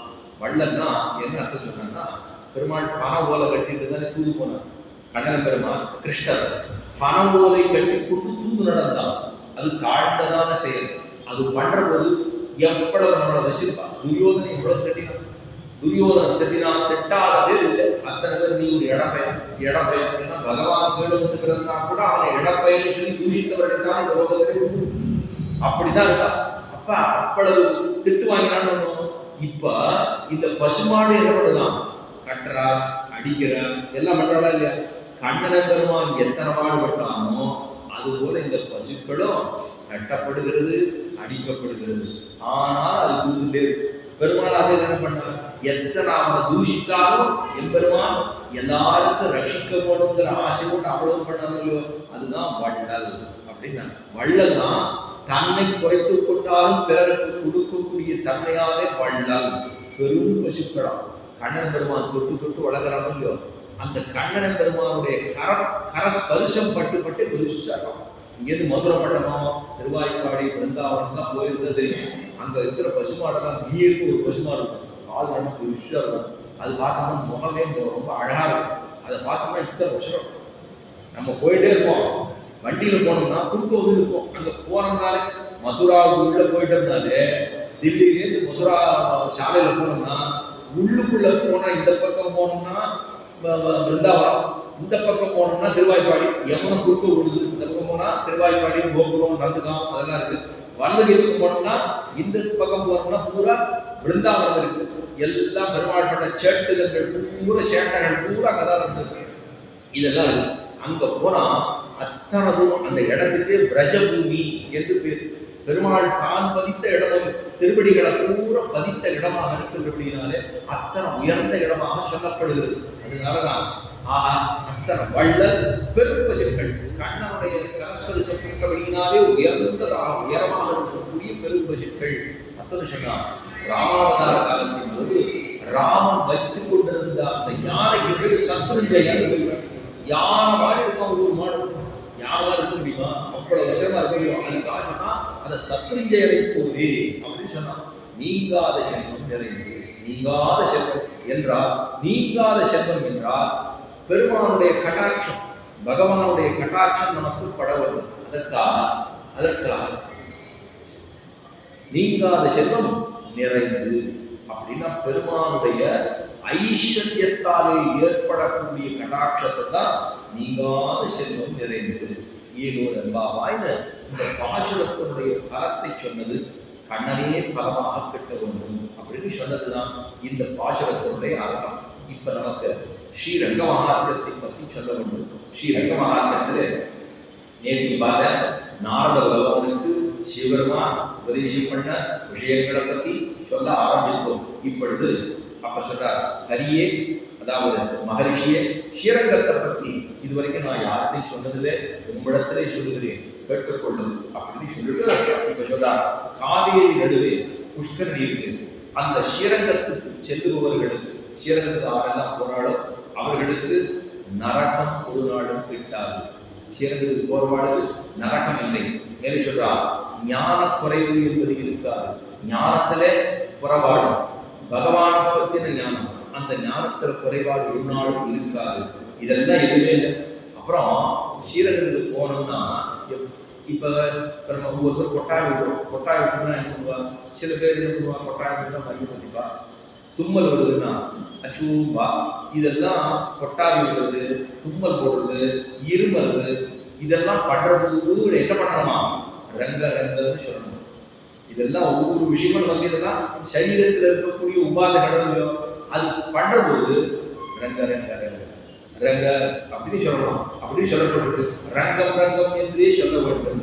மேலே சொல்றா, தேசாந்தரத்தில் இருந்தா கூட எங்கேயோ ஒரு இடத்துல இருந்தா கூட நம்ம என்ன பண்ணோம்? ஸ்ரீரங்கத்தை நோக்கி நமஸ்காரம் பண்ணணும். காலம்பரை எழுந்திருந்த உடனே ஏதோ காலம்பரை இருந்தவங்க கண்ணாடி பார்க்கறது அப்படி இப்படின்னா அதெல்லாம் ஏதோ சொல்றாளே தவிர அதெல்லாம் ஒரு உண்மையே கிடையாது. ஆனா எதை பார்க்கணும்னா காலம்பரை இருந்தோடனே கரதரிசனம். இந்த கரத்துக்குள்ளே பெருமாள் உள்ளான், மகாலட்சுமி உள்ளான், பகவான் உள்ளான், கரதரிசனம் அப்படின்னு சொல்லுவோம். இது முதல்ல எழுந்திருந்த உடனே வாயிட்டு மனசுக்குள்ள நினைச்சிடும். ஹரி ஹரி ஹரி ஹரி ஹரி ஹரி ஹரி 7 தடவை ஹரிநாம சங்கீர்த்தனத்தை சொல்ல வேண்டும். காலையில் எழுந்திருந்தோம். அந்த ஹரிங்கிறாரு ஸ்ரீரங்கத்தில் இருக்கக்கூடிய எம்பெருமானைத்தான் ஹரின்னு சொல்றோம். அங்க உள்ளுக்குள்ள ஸ்ரீரங்கத்துக்குள்ள காயத்ரி மண்டபம் இருக்கும், பெரிய மண்டபம். அந்த மண்டபத்துக்கு உள்ள போயிட்டோம்னா மூலஸ்தானம். அந்த மூலஸ்தானத்துக்கு முன்னாடி 2 பெரிய தூண்கள் இருக்கு. இன்னைக்கு நீங்க போனோம்னா செய்யலாம். 2 தூண் இருக்கும். அதுக்குள்ள தூண் தான் பெருமாளை போய் மூலஸ்தானத்தை செய்யணும். இந்த பக்கத்துல ஒரு தூண் இருக்கு, அதுக்கு ஹாரி பேர். இந்த பக்கத்துல ஒரு தூண் இருக்கு, அதுக்கு ரீ பேர். ஹரி அவர் தான் உள்ள இருக்கார். அந்த ஹரிதான் எம்பெருமான் தான் உள்ளுக்குள்ளே சயனித்துக் கொண்டிருக்கிறார். அந்த ஹரிநாம சங்கீர்த்தனத்தை 7 தடவை சொல்லணும். எங்கிருந்தாலும் ஸ்ரீரங்கத்தை நோக்கி நமஸ்காரம் பண்ண வேண்டும். உச்சதே சனகரே ரங்கயாத்ரா தினேதினே தமகம் சிரசாவந்தே ராசா குலசேகரம். குலசேகர ஆழ்வார் திருவஞ்சிக்களம் மதநாட்டில் பிறந்தார். அதாவது கேரளா தேசத்தில் பிறந்தார். ஆனா நித்தியப்படி அவர் என்ன நினைப்பார்னா ஸ்ரீரங்கத்துக்கு நாம் போகணும், ஸ்ரீரங்கத்துக்கு நாம் போகணும் அப்படின்னு நினைப்பார். எங்கேயோ ஒருத்தர் பிறந்துட்டு ஸ்ரீரங்கத்துக்கு நாம் போகணும்னா எதற்காகனா ஸ்ரீரங்கம் என்பது வேறல்ல, வைகுண்டம் என்பது வேறல்ல. ஆனா இந்த லோகத்தில் இருக்கிறபடினாலே பூலோக வைகுண்டம் என்று சொல்லுகிறோம். அத்தனை பெருமை உடைத்தது காலம்பர ஹரிநாம சங்கீதத்துக்கு சொல்லிட்டு ஸ்ரீரங்கத்தை நோக்கி 2 அடி எடுத்து வைக்கணும். பெருமாள் அந்த ஸ்ரீரங்க இங்க இருக்க மேற்கு திசையில் இருக்குன்னா மேற்கேந்து கிழக்கு நோக்கி 2 அடி எடுத்து வைக்கணும். அப்படி எடுத்து ஸ்ரீரங்கத்துக்கு நாம் போவதற்கு இன்னைக்கு பிராப்தம் ஏற்படுமா அப்படின்னு நினைத்துக் கொள்ள வேண்டுமா? அவ்வளவு பெருமை இருக்கக்கூடியது. மேலே சொல்றா, சந்திர புஷ்கரணி ஸ்நானம், ரங்கநாத தரிசனம், அதுக்கு ஒரு ஏகாதசி உபவாசம், துளசி தளபக்ஷணம், அதுக்கு ஒரு கீதா பாராயணம். இவன் ஒருவனுக்கு உண்டானால் அவனுக்கு ஒன்று துர்லபமில்லை. பெருமாளை போய் சேவிக்கணும், ஸ்ரீரங்கநாதனை போய் சேவிக்க வேணும், ஸ்ரீரமஹாத்தியத்தை பற்றி கேட்க வேணும். சந்திர புஷ்கரணி, அங்கே சந்திர புஷ்கரணிக்கு ஒரு புஷ்கரணி. அதாவது வடக்கு பக்கத்தில் பார்த்தோம்னா வட திசையில சந்திர புஷ்கரணி உண்டு. தெற்கு திசையில பார்த்தோம்னா அதுக்கு சூரிய புஷ்கரணி. 2 புஷ்கரணிகள் இருக்கிறது. பெருமாள் 2 புஷ்கரணியோட தான் இருக்க. சந்திர புஷ்கரணியில என்ன பெருமைன்னா, சந்திர புஷ்கரணியிலே தீர்த்தமாடும் போது அங்க சந்திரனுக்கு ஏற்பட்டதான கஷ்டம், சந்திரனுக்கு சில தசைகள் ஏற்பட்டது ஒரு ரிஷியினுடைய சாபத்தினாலே. அங்கு இருக்கக்கூடிய அவனுக்கு க்ஷயரோகம் பீடிக்க வேண்டும் அப்படின்னு சொல்லிட்டான். அவனுடைய அதனாலதான் சந்திரன் சொன்னா அவர் தேஜிலே வருவார், திரும்ப அப்படியே வளர்ந்துட்டே வருவார். பௌர்ணமி அமாவாசையில 2 வருது இல்லையோ, அந்த க்ஷயரோகத்தை போக்கி கொடுத்தபடினாலே அந்த பெருமாள் அவர் தான் போட்டுட்டார். அந்த சந்திர புஷ்கரணியில தீர்த்தமாடுறதுக்கு தான் அவனுக்கு அந்த தோஷம் போயிட்டு அப்படி சொல்லுவா. அந்த சந்திர புஷ்கரணியிலே தீர்த்தமாட வேண்டும் அப்படின்னு சொல்லப்பட்டுள்ளது. அது சந்திர புஷ்கரணிக்கு உண்டானதான பெருமை. ஏன்னா பெருமாளுக்கு உற்சவ காலத்தின் போது அங்க சின்ன பெருமாளா இருக்காரு. ஏன்னா உற்சவமூர்த்தி நேரடியாக வந்து அந்த தீர்த்தமாட வைக்க வேண்டாம், சின்னவரா ஒரு செல்வர் அப்படின்னு பெருமாள் உண்டு. அந்த பெருமாளை அர்ச்சக சுவாமிகள்லாம் அங்க எழுந்துள்ள பண்ணி கொண்டு வந்து அங்கதான் தீர்த்தவாரி நடக்கும். உள்ளுக்குள்ள பெருமாளை எழுந்துள்ள பண்ணி தீர்த்தவாரி நடக்கும். அங்க தீர்த்தமாடுவோம். ஏன்னா எந்த ஒரு புஷ்கரணிக்கு போனாலும் ஒரு சலுகை போனா முதல்ல அந்த புஷ்கரணியினுடைய தீர்த்தத்தை நாம் தலையிலே தோற்றுக் கொள்ள வேண்டும். முதல்ல காவேரிக்குள்ள இறங்கினா கூட முதல்ல காலை விடக்கூடாது. முதல்ல கரையில இருந்து தேர்ந்தெடு தலையில தோற்றணம் பண்ணி கொண்டுதான் காலை வைக்கணும். அதுக்கு முன்னாடி நம்ம நேரடியாக காலை வச்சுக்கூடாது. அப்ப தீர்த்தம் என்பது பகவான் நமக்கு கொடுக்கப்பட்ட பெரிய சொத்து. தனம் அது கொண்டுதானே ஆதாரமாகவே இருக்கு. இத்தனை பெருமை இருக்கக்கூடியது. அதனால அவனுக்கு கீதா பாராயணம் பண்ணாலோ, ரங்கநாத தரிசனத்தை பண்ணினாலோ, ஸ்ரீரங்க விமானத்தை சேவித்தாலோ, அவருடைய தரிசனத்தினாலே ஏது கட்டமும் மாறாது. நம் குலத்தில் பிறந்தவன் அந்த ஸ்ரீரங்கத்தில் போய் பெருமாளை சேவிச்சா நம்ம மூதாதையர்கள்லாம் நினைச்சு பாடலாம். என்ன நினைச்சு பாத்தீங்கன்னா, நம் குலத்திலே பிறந்த ஒருவன் ஸ்ரீரங்கத்துக்கு சென்றான், ஸ்ரீரங்கத்தில் போய் பகவானை தரிசித்தான், அப்படி தரிசித்தபடியினாலே நமக்கு இவ்வளவு பெருமை ஏற்பட்டதா அப்படின்னு நம்ம மூதாதையர்கள் பிதர்கள்லாம் நம்மளை ஆசீர்வாதம் கொடுக்கிறார்களாம். அதான் சொல்றா, நம் குலத்தில் பிறந்தான் ஸ்ரீரங்கம் போய் காவேரி ஸ்நானம் செய்து பிராமணர்களுக்கு போஜனம் தட்சிணையை அளித்து பசுவுக்கு ஒரு பிடி புல் போட்டு நமக்கு எழும் ஜலமாக தர்ப்பணம் செய்யாமோ அப்படின்னு அவளெல்லாம் ஏறுவாள். இவன் நம்ம குலத்துல பிறந்த ஒருத்தம் ஸ்ரீரங்கத்துக்கு போயிட்டு அங்க போய் பெருமாளை சேவிச்சுட்டு காலையில தீர்த்தமாடி பெருமாளை சேவித்து விட்டு பிராமணர்களுக்கு தட்சணம் கொடுத்து எழுதும் ஒரு பசுவுக்கு ஒரு புல்லு ஒரு பிடி புல்லு அதை போட்டுட்டு தர்ப்பணம் பண்ணுவாங்க இயங்குகிறார்களாம் பெரியவர்களாம். அவர்கள் ஏக்கத்துல இதை நம்ம பண்ணோம்னா அவர்களுடைய உள்ளம் துள்ளுகிறது அப்படின்னு சொல்றா. மேலே சொல்றா, ஸ்ரீரங்கம் போகவும் ரங்கநாதனை தரிசிக்கவும் விரும்புவோர் என்னிடம் வரமாட்டார்கள். சிவபெருமான் சொல்றார், ஸ்ரீரங்கத்துக்கு போயிட்டான்னு சொன்னா அப்புறம் என்கிட்ட எங்க வரப்பான், எல்லாமே அவனுக்கு கிடைச்சிட போகுது என்று யமனே சொல்லிவிட்டான். யமன் சொல்றார் இந்த வார்த்தை, யமன் சொல்லுகிறார், என்னிடத்துல அவன் ஒரு நாள் வரப்போவதில்லை. ஏன்னா அங்க போயிட்டா எல்லாம் நல்லது நடந்தது இல்லையோ, நல்லது நடந்ததுன்னா எவன்கிட்ட இருப்போம், எவன்கிட்ட இருப்போம் அப்படின்னா அது நரகமாக இருந்தால் நரகப்பட்டதுக்கு போறவாதானே எவனிடத்துல போயாகும். இப்ப அது அந்த விஷயமே ஏற்படாது. அதனால என்னிடத்துல வருவதற்கு அவசியம் இல்லை அப்படின்னு சொல்லிருக்கா. சொர்க்கானுபவம் முடியும் போது தேவர்கள் முக்தி கஷேத்திரமான ஸ்ரீரங்கத்தில் ஜனிக்க விரும்புவார்கள். கீழே சொல்லியோ, சொர்க்கத்துக்கு ஒருத்தன் போயிட்டா கூட கீழே வரும்போது ஸ்ரீரங்கத்துல போய் நான் பட மாட்டேனா அப்படின்னு நினைப்பார்களாம். அதே போல கன்னியா மாசம் கிருஷ்ணபட்சத்திலே, கன்னியா மாசம்ங்கிறது புரட்டாசி மாசம், அதுவே அந்த இடத்துல கிருஷ்ண திரையோதசியிலே, கிருஷ்ண திரையோதசியிலே ஏன்னா சுக்லபட்சம் கிருஷ்ணபட்சம் ரெண்டு இருக்கு.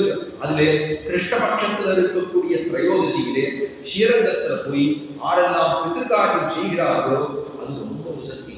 அதே போல மாசி மாசத்திலே சந்திரபுஷ்கரணியிலே ஸ்நானம் செய்வது அத்தனை விஷயம். மாசி மாசங்கிறது அத்தனை வசதி. அங்க போய் சந்திரபுஷ்கரணியிலே தீர்த்தமாட வேண்டும். ஒரு நதியில போய் ஒருத்தர் ஸ்நானம் பண்றாங்கன்னா அடுத்த நதியை நினைக்க கூடாது. பொதுவா இங்க போய் காவேரி எப்படி இருக்கும் அப்படின்னு நினைச்சுக்கலாம். ஆனா எந்த நதியில ஸ்நானம் பண்ணினாலுமே கூட காவேரியை நினைத்துக் கொள்ள வேண்டும், சந்திரபுஷ்கரணியை நினைத்துக் கொள்ள வேண்டும். நம்ம இப்போ வடக்க போறோம், யமுனை போய் தேர்த்தம் பண்ணணும்னு சொல்லுவோம். தேர்த்தம் பண்ணுற போது யமுனை எவ்வளவு வசதி அப்படின்னு சொல்லிட்டு இருக்கும்போது சரஸ்வதி வந்து நல்லா இருக்குமே அப்படின்னு சொல்லக்கூடாது. இது பொதுவா.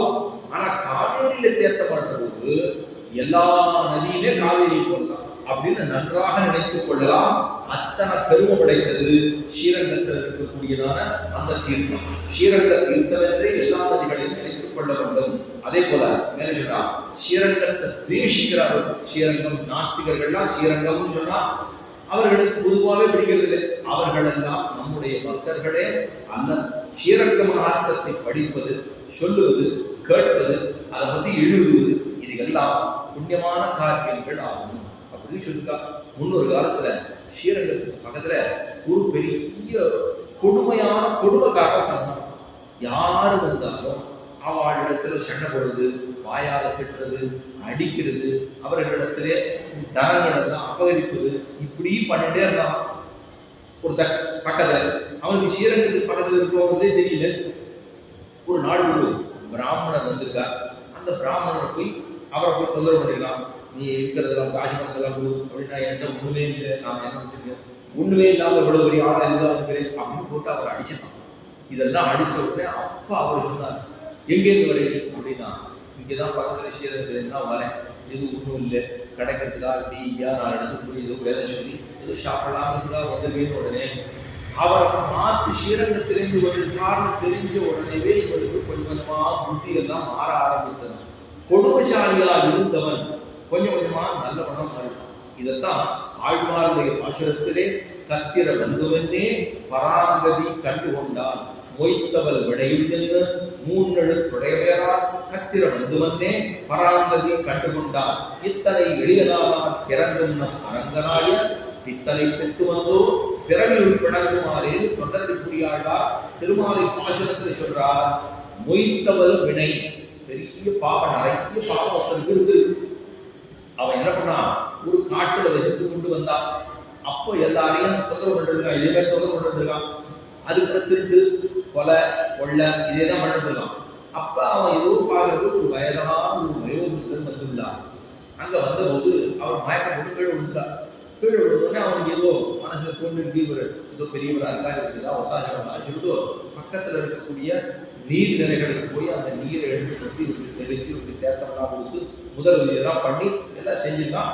அப்பதான் அவர் கொஞ்சம் பரவாயில்ல ஆசுவாசம் ஆகிடுன்னு சொல்லி, அப்பா நீ யாருக்கும் என்ன எதுன்னு கேட்ட போது சொன்னா, இந்த மாதிரி நல்ல இடத்துல சீரகத்தில் நான் வரையனாலும் அப்படின்னு சொல்ல, சரி ஏன் இந்த மாதிரி காரியங்கள்லாம் பண்ணுகிறார், யாரையும் கொண்டு விடக்கூடாது இல்லையா, பரகிச்சை என்பது பண்ணக்கூடாது, இதை நீ பண்றையே இதெல்லாம் செய்வது ரொம்ப பாவம் இல்லையா அப்படின்னு சொல்லி பகவானுக்கு இது உகந்ததாக இருக்காது, நீ இதை செய்யக்கூடாது என்று சொல்ல, அப்புறம் அவன் சொன்னான், ஏதோ இப்படி பாவத்தினால இதெல்லாம் பண்ணிட்டேன், சரி இதுலேருந்து நான் மீண்டு வருவதற்கு என்ன வழி அப்படி சொன்னா, நீ ஸ்ரீரங்கத்தை போய் செய்வி, ஸ்ரீரங்க விமானத்தில் போய் செய்வி. அப்பதான் சொல்றா, உனக்கு நான் திருநாமங்களை சொல்லி கொடுக்கணுமா, இந்த திருநாமங்களை சொன்னாலேயானால் உன்னுடைய வல்வினைகள் எல்லாம் போகும் அப்படின்னு சொல்லி ரங்க எது சொல்றா, ரங்க.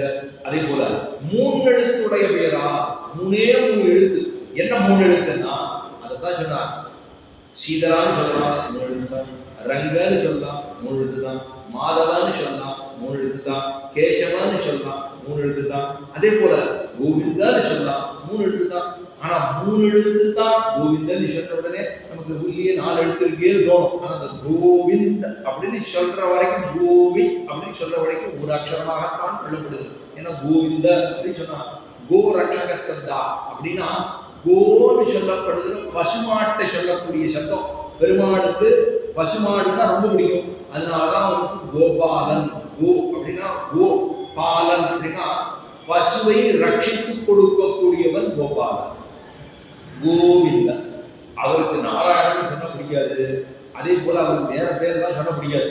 ஒரு பேர் சொன்னா ரொம்ப பிடிக்கும், கோபாலன் சொன்ன பிடிக்கும், கோவிந்தன் சொன்ன பிடிக்கும், எல்லா பேருமே அவர் பேர் தான். ஆனா அப்படி இருந்தாலும் அவருக்கு இந்த அவருக்கு தான் அண்ணனாக அவதரித்திருந்த பொழுது அவருக்கு பிடிச்ச பேர் என்னன்னா கோவிந்த அப்படிங்கிறது. மூன்னெழுத்து உடைய பேரால் கத்திரமந்து மன்னே பராங்கதி கண்டு கொண்டார். இந்த 3 எழுத்து சொன்னபடியினாலே அந்த திருநாமங்களை சொல்லி சொல்லி சொல்லி சொல்லி அவனுக்கு அவ்வளவு ஆனந்தம் ஏற்பட்டது. எல்லா தொழிலையும் விட்டான். இந்த மாதிரி தகாத காரியங்கள் பண்ணுவது எல்லாவற்றையும் விட்டுவிட்டு எம்பெருமானை சேவித்துக் கொண்டிருப்பதே, அவருடைய திருநாமங்களை சொல்லுவதே தன்னுடைய வாழ்நாளிலே கொண்டான். ரொம்ப நல்லவனா போயிட்டான். அதுக்கப்புறம் பராங்கதி கண்டு கொண்டான், நல்ல கதியை பெற்றான் அப்படின்னு கடைசியா சொல்லி முடிகிறோம். அப்பேற்பட்ட பெருமை இருக்கக்கூடியதான திருநாமம் தான் இந்த பகவானுடைய திருநாமம். அதைத்தான் சொல்றார். மேலே 2வது அத்தியாயமா சொல்லுகிறார். இதாவது இந்த தசாத்தியாயத்தில் 2வது அத்தியாயம். அதிலே பகவானுடைய நாபி கமலத்தில் பிரம்மா உண்டாகி, பிரம்மா ஏற்படுறார், உண்டாகி உலகத்தை சிருஷ்டித்தார். ஏன்னா எல்லா இடத்துலையும் பார்க்க பிரம்மா சாதிச்சிருப்பார்.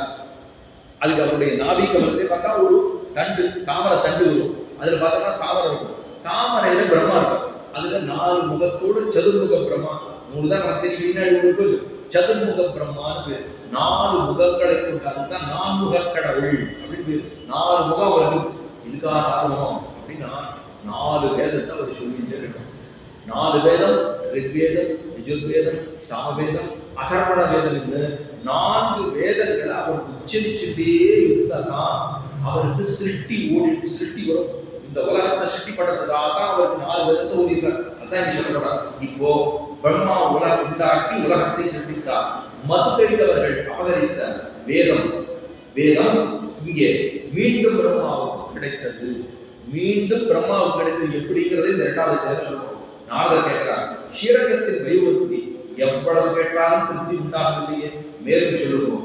ரங்கநாதன், ரங்க விமானம் இவற்றின் வரலாறு, க்ஷேத்திரத்தின் வைபவம், தீர்த்த மகாத்மியம் இவை யாரையும் கேட்டு விரும்புகிறேன், சொல்லுவீரா? திரும்பவும் மேலே சொல்லுவோம். நாரத பகவான் சிவனை பார்த்து கேட்கிறார். அப்பதான் சிவன் சொல்றார், மகரிஷியே, ஸ்ரீரங்க மகாத்மியம் முழுவதையும் ஒருவராலும் சொல்லி முடிக்க முடியாது. ஒருத்தரால் கூட முழுசா சொல்லி முடிக்க முடியாது. ஏன்னா பகவானை பத்தி சொல்லுவது ஆனாலும் நான் சொல்லி முடிச்சுட்டே சொல்ல முடியுமா? நம்ம ஏதோ கிடைக்கிற உடனே 6 மணி நேரத்துக்குள்ள எவ்வளவு சொல்ல முடியுமோ அவ்வளவுதான் சொல்ல முடியும். நான் பெருமாளை பத்தி நான் எங்கேயோ சொல்லிட்டு தெரியுமா அப்படின்னு நம்ம தப்பா அடிக்க முடியுமானா, பகவானை பத்தி நம்ம சொல்றதுக்கு நினைக்கத்தான் முடியுமே இல்ல, அதுக்கு சொல்லி முடிக்க முடியாது. பகவானுக்கு பகவானுடைய அனந்தமான கல்யாண குணங்களை அவனாலேயே சொல்லி முடிக்க முடியாது, நினைச்சு பார்க்க முடியாது. அவ்வளவு இருக்கான். அதைத்தான் என்ன சொல்றான், யதோவாச்சோ நிவர்த்தந்தே அப்பிராப்யம் மனசாசக. மனதுக்கும் வாக்குக்கும் எட்டாத தொலைவில் இருக்கக்கூடியது எம்பெருமானுடைய அனந்தமான கல்யாண குணங்கள். பகவானுக்கு அத்தனை கல்யாண குணங்கள் உண்டு என்று சொல்றார். அதான் சொல்றார், ஆயினும் இவ்வளவு சிரத்தையோடு கேட்கக்கூடிய நாரதரே உமக்கு என்று சொல்லுகிறோம் அப்படின்னு சொல்றார். முதலில் இந்த பிரபஞ்சம் முழுக்க இருள் சூழ்ந்து உறக்கமாய் இருந்தது. இதுதான் பிரளய காலம். அப்படி இருந்தது. ஸ்ரீமன் நாராயணன் ஒருவர் மட்டுமே இருந்தார்.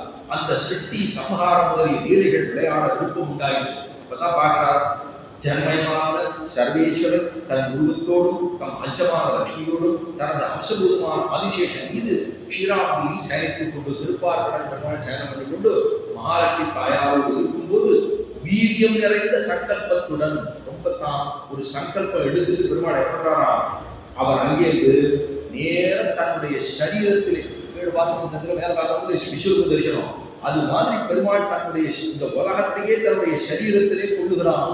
அதை கொண்ட பிற்பாடு பார்க்கிறார் பெருமாள். பார்த்த உடனே அவருடைய நாபியிலிருந்து ஒரு பரிமளம் மிக்க ஒரு அந்த தாமர தண்டானது தோற்றிருக்கு. அந்த தாமர கொடியும் உண்டாயின. அந்த தாமரையிலிருந்து பிரம்மா உண்டாயினார். பிரம்மா வந்தார். சூன்யமாயிருந்த பிரபஞ்சத்தை பார்த்து பிரம்மாவுக்கு பயமே கொடுத்தான். பிரம்மா பயந்து போயிட்டார். ஏன்னா இப்பதான் அந்த குழந்தை பிறந்திருக்கு. குழந்தை பிறந்தை ஒண்ணுமே தெரியாது. இப்ப பிரம்மா இப்பதான் பிறந்திருக்கு. இந்த நாவி கமலத்திலிருந்து ஒரு தண்டு இருந்தது. அந்த தண்டிலிருந்து பிரம்மா வந்துட்டா. ஒரே இருட்டா இருந்தது. இதை பார்த்த பிறகு பிரம்மாவுக்கு பயம் இருக்கு. அப்பொழுது பகவான் என்ன பண்ணார், ஹம்ச ரூபத்தோடு ஒரு அன்னப்பக்ஷி ரூபத்தை எடுத்துக்கொண்டு பெருமாள் முன்னாடி வந்தார். அந்த பிரம்மாவுக்கு முன்னாடி வந்தார். திடீர்னு இது வரைக்கும் யாருமே இல்லை. திடீர்னு ஒரு அன்னப்பக்ஷி வந்ததுன்னா எதுக்கு வந்திருக்கு என்னங்கிறதே தெரியாது. திடீர்னு நம்ம அதுவே இருக்கோம். அதுல கடற்கரை உட்காந்துருக்கோம். உட்காந்து திடீர்னு ஒரு பெருசா 6 அடிக்கு ஒருத்தர் பெருசா வருமானம் வந்து எல்லாரும் பயந்து போக முடியும். திடீர்னு உள்ள இருக்கிற ஆசை அப்படி கேட்கணுமா? அது மாதிரி ஒரு அன்னப்பட்சி வந்த உடனே ஒரு பயமாயிடும். என்னன்னு தெரியல. ஒருவர் இவர் அவரை கேட்கிறார், அவருக்கு இருக்கு, இவருக்கு தெரியும், அவருக்கு தெரியாது. கஸ்பம் அப்படின்னு கேட்கிறார். கஸ்பம் அப்படின்னு கேட்டா நீ யார் அப்படின்னு கேட்கிறார். இவருக்கு கஸ்பம் கேட்கிறார், அவருக்கு கஸ்பம்னு கேட்டார். கேட்ட உடனே தேவர்களுக்கு பேரிடும் விஷ்ணுவே புத்திரனுக்கு பேரிடும் பிதாவா கஸ்பம் என்று கேட்டது. 2 பேருமே கேட்டுக்கிறான். இவர் தான் அப்பா, இவர் தான் பிள்ளை. நாராயணன் படைத்தான் நான்முகனை, நான்முகனும் தான்முகமாய் சங்கரனைத்தான் படைத்தான். யான் முகமாய் அந்தாதிவேறு தெரிவித்தே நாள்களை சிந்தாமல் கொள்வினீர் தேர்ந்து திருவிழியாழ்வாருடைய திருவாக்கு. முதல்ல நான்முகனை நாராயணன் படைத்தான். அப்போ 2 பேருக்கு கஷ்டம் கேட்டுடா. க அப்படின்னு சொன்னா அது என்ன தெரியுமா இருக்கும்? பிரம்மா. க நேற்று சொன்னேன். க அப்படின்னு சொன்னா அதுக்கு பிரம்மாங்கிற அர்த்தம். அந்த க என்று சொல்றவுடன் இவர் சொல்றார் ஹரி அப்படி சொல்றார். பிரம்மா க நான் தான் க அப்படின்னா பிரம்மான்னு அவர் சொல்லிக்கிறார். அவர் சொல்றார் ஹரி. அந்த அன்னப்பட்சி இருக்கிறவர் ஹரி அப்படின்னு சொல்றார். இப்போ இதனாலதான் வேதத்தை சொல்ற பொழுது முதல்ல என்ன சொல்லுவோம்? ஹரி அப்படின்னு சொல்லிட்டு தான் ஆரம்பிக்கும். ஏன் ஹரினா இதனால முதல்ல பிரம்மாவும் பகவான் மகாவிஷ்ணுவும் 2 பேரும் சந்தித்துக் கொண்ட பொழுது கஸ்பம் நீ யார் அப்படின்னு 2 பேரும் கேட்டார். இவர் க என்று பிரம்மா சொல்லிக் கொண்டார், அவர் ஹரி என்று சொல்லிக் கொண்டார். ஹரின்னு சொன்னதுனாலதான் ஹரி. அதுக்கப்புறம் தான் வேதத்தை உபதேசம் பண்ண போறார். ஓங்கிற பிரணவத்தை அப்புறம் தான் உபதேசமே பிரம்மாவுக்கு பண்ண போறார். அதனாலதான் ஹரி. ஹ ஹரி 2 புள்ளி தெரியுமா? அதுக்கு விசர்க்கம்னு பேர். ஹரிஹி சொல்ற போதே ஹரின்னு சொல்ல மாட்டான். ரிஹி அப்படின்னு அந்த 2 புள்ளி வச்சா அதுக்கு விசர்க்கம் என்று பேர். அப்ப அதான் சொல்றாங்க, பிரம்மா அம்சத்தை பார்த்து அந்த அம்சபக்தியை பார்த்து பிராணம் காரணம் உபாயம் யோகம் இதெல்லாம் எனக்கு சொல்லுங்கள் அப்படின்னு கேட்டா. பிரமாணம் எது? நான் இங்க வந்திருக்கேன்னா இதுக்கு காரணம் என்ன எழுதுகிறார். காரணம் என்ன? பிரமாணம் இது. எதை வைத்துக் கொண்டு நாம் சாதிக்க வேண்டும்? எது வழி, எம்பெருமானை காட்டுவதற்கு வழி என்ன, அதுக்கப்புறம் யோகம், எப்படி அவருக்கு பூஜை பண்ணுவது, இதெல்லாம் எனக்கு சொல்லிக் கொடுக்கும் என்று கேட்டா, கேட்ட உடனே அம்சம் அப்பதான் சொல்லுது அப்படின்னு சொல்லி முதல்ல ஓம்ங்கிற அந்த பிரணவத்தை சொல்லிட்டு சொன்ன பிற்பாடுதான் இவர் திரும்ப சொல்ல ஆரம்பிச்சார். ஓம்னு சொன்னா அதுல 3 அக்ஷரங்கள் உண்டு. முதல்ல அகாரம், மத்தொன்னு உகாரம், மத்தொன்னு மகாரம். அ உ ம, இது 3 எழுத்து சேர்ந்ததுனாலதான் அப்படி சொல்லணும். ஓம் அப்படி சொல்லக்கூடாது. இத்தனை மாத்திரைகள் இருக்க. அப்ப அதை சொல்ற அகாரங்கள் சேர்ந்ததுதான் பிரணவம் என்று சொல்லப்படுகிற ஓம். அதைத்தான் அப்பதான் சொன்னா உபதேசம் பண்ணாரு. சொல்லி முடிச்ச உடனே அம்சம் மறைஞ்சு போச்சு. அம்ச பட்சியானது மறைந்தது. இப்போ அம்சரூபியான பகவானான முதல் ஹரிஓம் என்று பதம் சொல்லப்பட்டதால் அந்த பதத்தை திரும்ப திரும்ப திரும்ப திரும்ப சொல்லிட்டே இருக்கார் பிரம்மா. ஹரிஓம்னு சொல்லி முடித்த பிற்பாடு இவர் தபஸ் பண்ண ஆரம்பிச்சார். பிரம்மா உட்கார்ந்துட்டார், பத்மாசனத்தில் உட்கார்ந்து தபஸ் பண்ண ஆரம்பிச்சார். அப்ப பிரம்மா ஓம்னு அந்த ஏக அக்ஷரத்தை சொல்லிக்கொண்டே ரொம்ப வருஷம் இருந்தார். அப்பதான் என்ன உருவாச்சு அப்படின்னா பூஹூன்னு சொல்லப்படுகிற இந்த பூலோகம் உருவாயிட்டு முதல்ல தபஸ்ல. இரண்டாவது ரொம்ப நாள் இருந்ததுக்கு அப்புறம் திரும்ப தபஸ் பண்ணி முடித்தார். புவஹா, இரண்டாவது லோகம் ஏற்பட்டது. அதுக்கப்புறம் ரொம்ப வருஷம் திரும்ப தபஸ் பண்ணார். சுவஹா அப்படின்னு 3 லோகங்கள் ஏற்பட்டது. இதுவரைக்கும் ஸ்ரீரங்கத்தினுடைய மகாத்மியம் இதுவரைக்கும் இருக்கட்டும். நாளை மேலே தொடர்வோம்.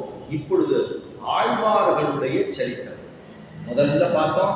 ஆழ்வார்கள் 12 பேர் பார்த்தோம், 10 பேர் பார்த்தோம். ஏன் 12 சொன்னோம், ஏன் 10 சொன்னோம்னா ஆழ்வார்களை 10 சொல்லலாம். பகவானை பகவான் என்று அவரிடத்திலே சரணாகதி பண்ணினவர்கள் 10 பேர். அதுதான் பொய்யாழ்வார், உதத்தாழ்வார், பேயாழ்வார், திருவழி ஆழ்வார், நம்மாழ்வார், குலசேகர ஆழ்வார், பெரியாழ்வார், தொண்டரடி புரியாழ்வார், திருப்பான் ஆழ்வார், திருமங்கையாழ்வார் 10 ஆழ்வார்கள். இந்த ஆழ்வார்கள் எல்லாம் தமிழகத்தில் பிறந்திருந்தவர்கள் உண்டு, மலைநாடு சொல்லப்படுகிற கேரளத்திலே பிறந்தவர்கள் உண்டு, தொண்ட நாட்டிலே பிறந்தவர்கள் உண்டு, பாண்டிய தேசத்திலே பிறந்தவர்கள் உண்டு, சோழ நாட்டிலே பிறந்தவர்கள் உண்டு, பிராமணர்களும் உண்டு, அப்பிராமணர்களும் உண்டு, ஆணும் உண்டு, பெண்ணும் உண்டு. ஆழ்வார்கள்ல எல்லாரும் பிராமணாளா, இவாளெல்லாம் சீவிட்டு வாழலாம் எப்போது சொல்லிட்டே இருக்காள். என்ன சொல்றா அப்படின்னா ஆழ்வார்கள் 3 பேர் தான் பிராமணா. ஆச்சா 6 பெரிய ஆழ்வார் ஒருத்தர், அதுக்கப்புறம் மதுரகவி ஆழ்வார் ஒருத்தர், தொண்டரடிப்புடி ஆழ்வார் ஒருத்தர். இவா 3 பேர் தான் பிராமணார். மிச்சம் எல்லாரும் ஆறுனா எல்லாருமே பகவானுடைய திருமேனியிலிருந்து புறப்பட்டவர்கள். பகவான் பெருமாள் ஸ்ரீமன் நாராயணனுடைய திருமேனி, அவருடைய உடம்பு திருமேனின்னு சொல்றோம். ஏன் பெருமானுடையது, நம்மளோடதுலாம் உடம்புன்னு சொல்லுவோம். நம்மளோடது என்னுடைய திருமேனி பார்த்தாயா, நான் விரிந்திருக்கிறேனா அப்படின்னு ஆராய்ச்சி எடுக்கிறாடா. நம்மளோடதெல்லாம் திருமேனினா கிடையாது. இது எல்லாம் இதுக்கு கீழே போச்சுன்னா எல்லா அசுத்தம் தான். இதுக்கு மேல இருக்கிறது ஏதோ கொஞ்சம் சுமாரா இருக்கும், அவ்வளவுதான். அதனால இது பூரவே சரீரம் அப்படின்னு சொன்னாலே 2 வித்தியாசம். தேகம்னு சொன்னா ஒரு அர்த்தம், சரீரம்னு சொன்னா மற்றொரு அர்த்தம். தேகம்னு சொல்லிட்டோம்னா பெருத்து இருந்தா தேகம்னு சொல்லுவாங்க. சரீரம்னு சொன்னா ஞான பக்தி வைராகியத்தாலே இழைத்திருந்தால் அதை சரீரம் என்று சொல்லப்படுது. ரிஷிகள்லாம் கேட்கிற போது சரீரம் தான் சொல்லுவாங்க. இப்போ சரீரம் ஆத்மம் கரு தர்மசாதனம் ஒரு பிரமாணத்தை சொன்ன கீழே. அப்படின்னா சரீரம் கொடுக்கப்பட்டது எதற்காகனா பகவானை துதிப்பதற்காக. எம்பெருமான போய் கீழே சொல்ல இந்த அவயவங்கள் விசித்ரா தேக சம்பத்தி ஈஸ்வராய நிவேதிதம் பூர்வமேவ கிருதா பிரம்மன்னு ஹஸ்தபாதாதி செத்துதா. கை, கண்ணு, காது, மூக்கு இந்த அவயவங்கள் எல்லாம் கொடுக்கப்பட்டது எதற்காகனா பகவானை தொழுவதற்காக, அவனை சென்று சேர்வதற்காக, அவனை கண்கொண்டு சேமிப்பதற்காக, அவனை மூக்காலே அவனை உணர்வதற்காக. பெருமாள் எங்க இருக்காருன்னா நமக்கு சுவாசம் கொடுத்ததுனாலதான் அவனை உணர்கிறோம். கண்கொண்டு சேமிப்பதற்காக, உடம்பு கொண்டு அவனுக்கு தொண்டு புரிவதற்காக, அவனுடைய அடியவர்களுக்கு தொண்டு புரிவதற்காக, இப்படி ஒவ்வொரு அவயவங்களும். ஆழ்வார் திருமங்கை ஆழ்வார் சொல்றார், இந்த கை பெருமாளை தொடலைன்னா அது எதுக்கு தெரியுமா சமானம்? இறந்து போயிட்டாக்க படம்னு சொல்லணும் இல்லை, அதுக்கு கை இருக்கு. இந்த கையை தான் தொடுமா தொட. அது போலதான் இது.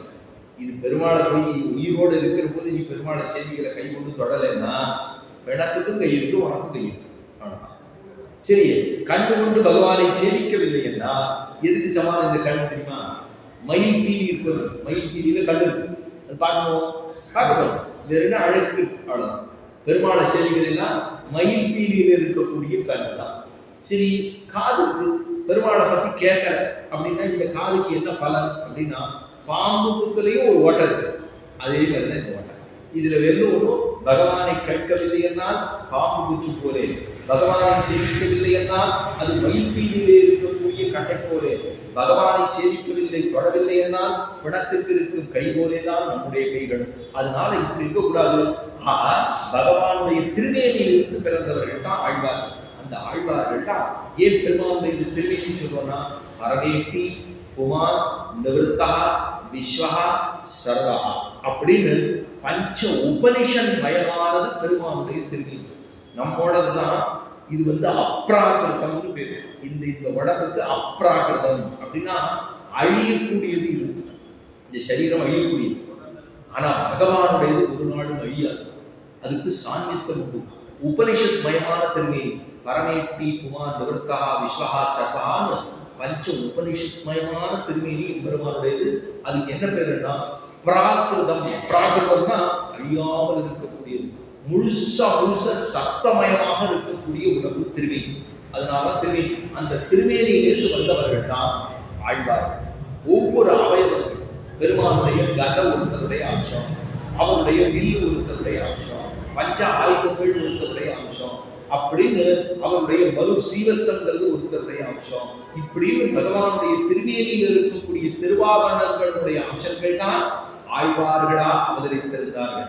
அந்த வழியிலே இரண்டாவது ஆழ்வார் ஆறு பூதத்தாழ்வார். நேற்றுக்கு பார்த்தது பொய்கை ஆழ்வார். அவர் காஞ்சிபுரத்திலே ஒரு பொய்கையிலே திருவுவதாரம் பண்ணவர், கர்ப்பவாசம் பண்ணி பிறந்தவர்களே அல்லர்கள். அதே போல பூதத்தாழ்வார் அவர் திருக்கடல் மல்லை மகாபலிபுரம் சொல்ற போது எல்லாரும் மகாபலிபுரம் சொன்னா எல்லாரும் புரிஞ்சுக்கணும். இது தமிழ்ல ஆழ்வார் என்ன சொல்லிட்டானா, கடல் மல்லை தலசயனத்தே. ஆழ்வார் பாசனத்தில் எப்படி இருக்கு? கடல் மல்லை தலசயனம். பெருமாளுக்கு அந்த ஆதிசேஷனே இருக்காது. அந்த சரீரம் போனோம்னா ஆதிசேஷனே இருக்காது. தரையில போய் சேர்க்கலாம். அவருக்கு ஆதிசேஷனே இல்லாம ஸ்தலத்திலே சயனித்துக் கொண்டிருக்கக்கூடிய இடம் தான் ஸ்தல சயன பெருமாள். தலசயன பெருமாள் அந்த இடத்துலதான் அவதரித்தார். ஒரு குறுக்கத்தி அந்த குறுக்கத்தி புஷ்பத்திலே அவதரித்தவர் தான் பூதத்தாழ்வார். அவர் யாருடைய அம்சம்னா கதை, பெருமாளுக்கு இருக்கக்கூடிய கதையினுடைய அம்சமாக பிறந்தவர் தான் இந்த ஆழ்வார் பூதத்தாழ்வார். அந்த பூதத்தாழ்வார் நேற்று பார்க்க பொய்கை ஆழ்வார். அவர் முதல் திருவந்தாதியில் ஒரு 100 பாசுரங்களை பாடியுள்ளார். இவாளா எப்ப பிறந்தா? துவாபர யுகத்திலே பிறந்தவர்கள். இவர் ஐப்பசி மாசத்திலே திருவோண நட்சத்திரத்திலே அவதரித்தவர் பொய்கை ஆழ்வார். அதே ஐப்பசி மாசம் அடுத்த நாள் பிறந்தவர் பூதத்தாழ்வார். ஐப்பசியில் ஓணம் அவிட்டம், இரண்டாவது அவிட்ட நட்சத்திரத்தில் பிறந்தவர் தான் பூதத்தாழ்வார். பொய்கை ஆழ்வாரை சேவிச்சிருக்கோம், பூதத்தாழ்வாரை சேவிச்சிருக்கோம். அவர் பிறந்தது காஞ்சியிலே, இவர் பிறந்தது திருக்கடல் மல்லையிலே. இவர் கதையுடைய அம்சமாக பிறந்தார். அப்படிங்கிறது வரைக்கும் இவர் இரண்டாம் திருவந்தாதிங்கிற பிரபந்தத்தை சாதிச்சிருக்கார். இரண்டாம் திருவந்தாதி அப்படின்னு பிரபந்தத்தை சேர்த்திருக்கார். முதல் திருவந்தாதி 100 பாசனம், இரண்டாவது திருவந்தாதி 100 பாசனம். அப்ப முதல் பிரபந்தம் 4000 முதல் பிரபந்தம்னா முதல் திருவந்தாதி முதல் பிரபந்தம், இரண்டாம் திருவந்தாதி இரண்டாவது பிரபந்தம். அப்படிங்கிறது ஆழ்வார்கள்ல இரண்டாவது ஆழ்வாராக இருக்கக்கூடிய பூதத்தாழ்வாரை பற்றி பார்த்தோம். இப்பொழுது விதுர நீதி. விதுரன் அப்படின்னு சொன்னா அவர் யம தர்மராஜனுடைய அம்சமாக அவதாரம் பண்ணினவர் இந்த லோகத்தில். அவ்வளவு அவருக்கு இருக்கக்கூடிய ஞானம் அவ்வளவு விமர்சையாக அவரை பத்தி சொன்னோம்னா, அதாவது மகாபாரதத்திலே பல பர்வங்கள் உண்டு, 18 பர்வங்கள்னு பார்த்தோம். அதுல உத்தியோக பர்வம் அப்படின்னு ஒரு பர்வம் உண்டு. அந்த உத்தியோக பர்வத்திலே மற்றொன்னு பிரஜாகர பர்வம்னு ஒரு சின்ன பர்வம். உத்தியோக பர்வம் ஒரு பருவம், அந்த பருவத்துல பிரஜாகர பர்வம் அப்படின்னு ஒரு உபபர்வம் உள்ளது. அந்த உபபர்வத்துல என்ன பத்தி சொல்லியிருக்காங்க அப்படின்னா, இப்போ தூது நடந்திருக்கா, 2 பேரும் தூது, பாண்டவாளுக்கும் கௌரவாளுக்கும் தூது நடக்குது, நீ எனக்கு கொஞ்சம் கொடு அப்படின்னு கேட்கிறா. கௌரவாட எனக்கு உனக்கு ஒண்ணுமே எனக்கு கொடுக்க மாட்டேன். 14 வருஷம் அஜ்ஞாதவாசம் முடிச்சுட்டு வந்து சொன்ன பேச்சை கேட்டு கரெக்டா கொடுக்கணும்னா இல்லையா? சொன்ன வார்த்தையை மீறினார்கள் கௌரவர்கள். ஏன்? அவனுக்கு ஞானம் இல்லை, ஒரு தர்ம சிந்தனை இல்லை. தர்ம சிந்தனை இல்லாதபடினாலே அவன் கொடுக்கறதுக்கே அவனுக்கு வலிக்குது. ஏன்னா வாழ்கின்றது ஏமாற்றி வாழ்கின்ற சுவாடம் அவர்களுக்கு கொடுப்பதற்கு அவனுக்கு மனம் இல்லை. அதனால தூது நடந்தார். முதல்ல என்ன பண்ணார்? உலுக ரிஷின்னு ஒரு ரிஷி, உலுக முனிவர் அப்படின்னு ஒரு முனிவர், அவரை தான் நேர இங்கிருந்து போனார். அங்கே அதாவது அவர்கள் பக்கத்திலேருந்து வந்தார். இங்கே அவர்கள் பக்கத்தில் வந்தா வந்து போயிட்டார். அவன் பேச்சு விட்டு சமரசமா ஒண்ணு முடியல, போயிட்டார். அதுக்கப்புறம் தான் கடன் வரப்போறார். கிட்டப்பா பாண்டவ தூதனா பெருமாள் வரப்போறார். பாண்டவ தூதன் அப்படின்னு பெருமாள் காஞ்சிபுரத்தில் வந்திருக்கார். திருப்பாடகம் அமர்ந்த திருக்கோலத்துல 25 வருஷத்துல இருக்கார். பாண்டவ தூதன் பெருமாளை போய் செஞ்சோம். ஆச்சரியமா இருக்கார். காஞ்சிபுரத்தில் இருக்கார். அவர் ஒரு பெருமாள் பாண்டவன். பாண்டவ தூதன்லே ஒரு பேர், பெருமாளுக்கே பேர். பாண்டவர்களுக்கு தூதனாக நடந்தது பாண்டவ தூதனே பெருமாள். பார்த்தனுக்கு சாரதி பார்த்த சாரதி, பாண்டவர்களுக்கு தூதன் பாண்டவ தூதன் அப்படின்னு அந்த இந்த தூது போனதெல்லாம் நடந்துருக்கு. அப்பதான் சஞ்சயன் அடுத்து திரும்ப ஒரு தடவை தூது போறான்.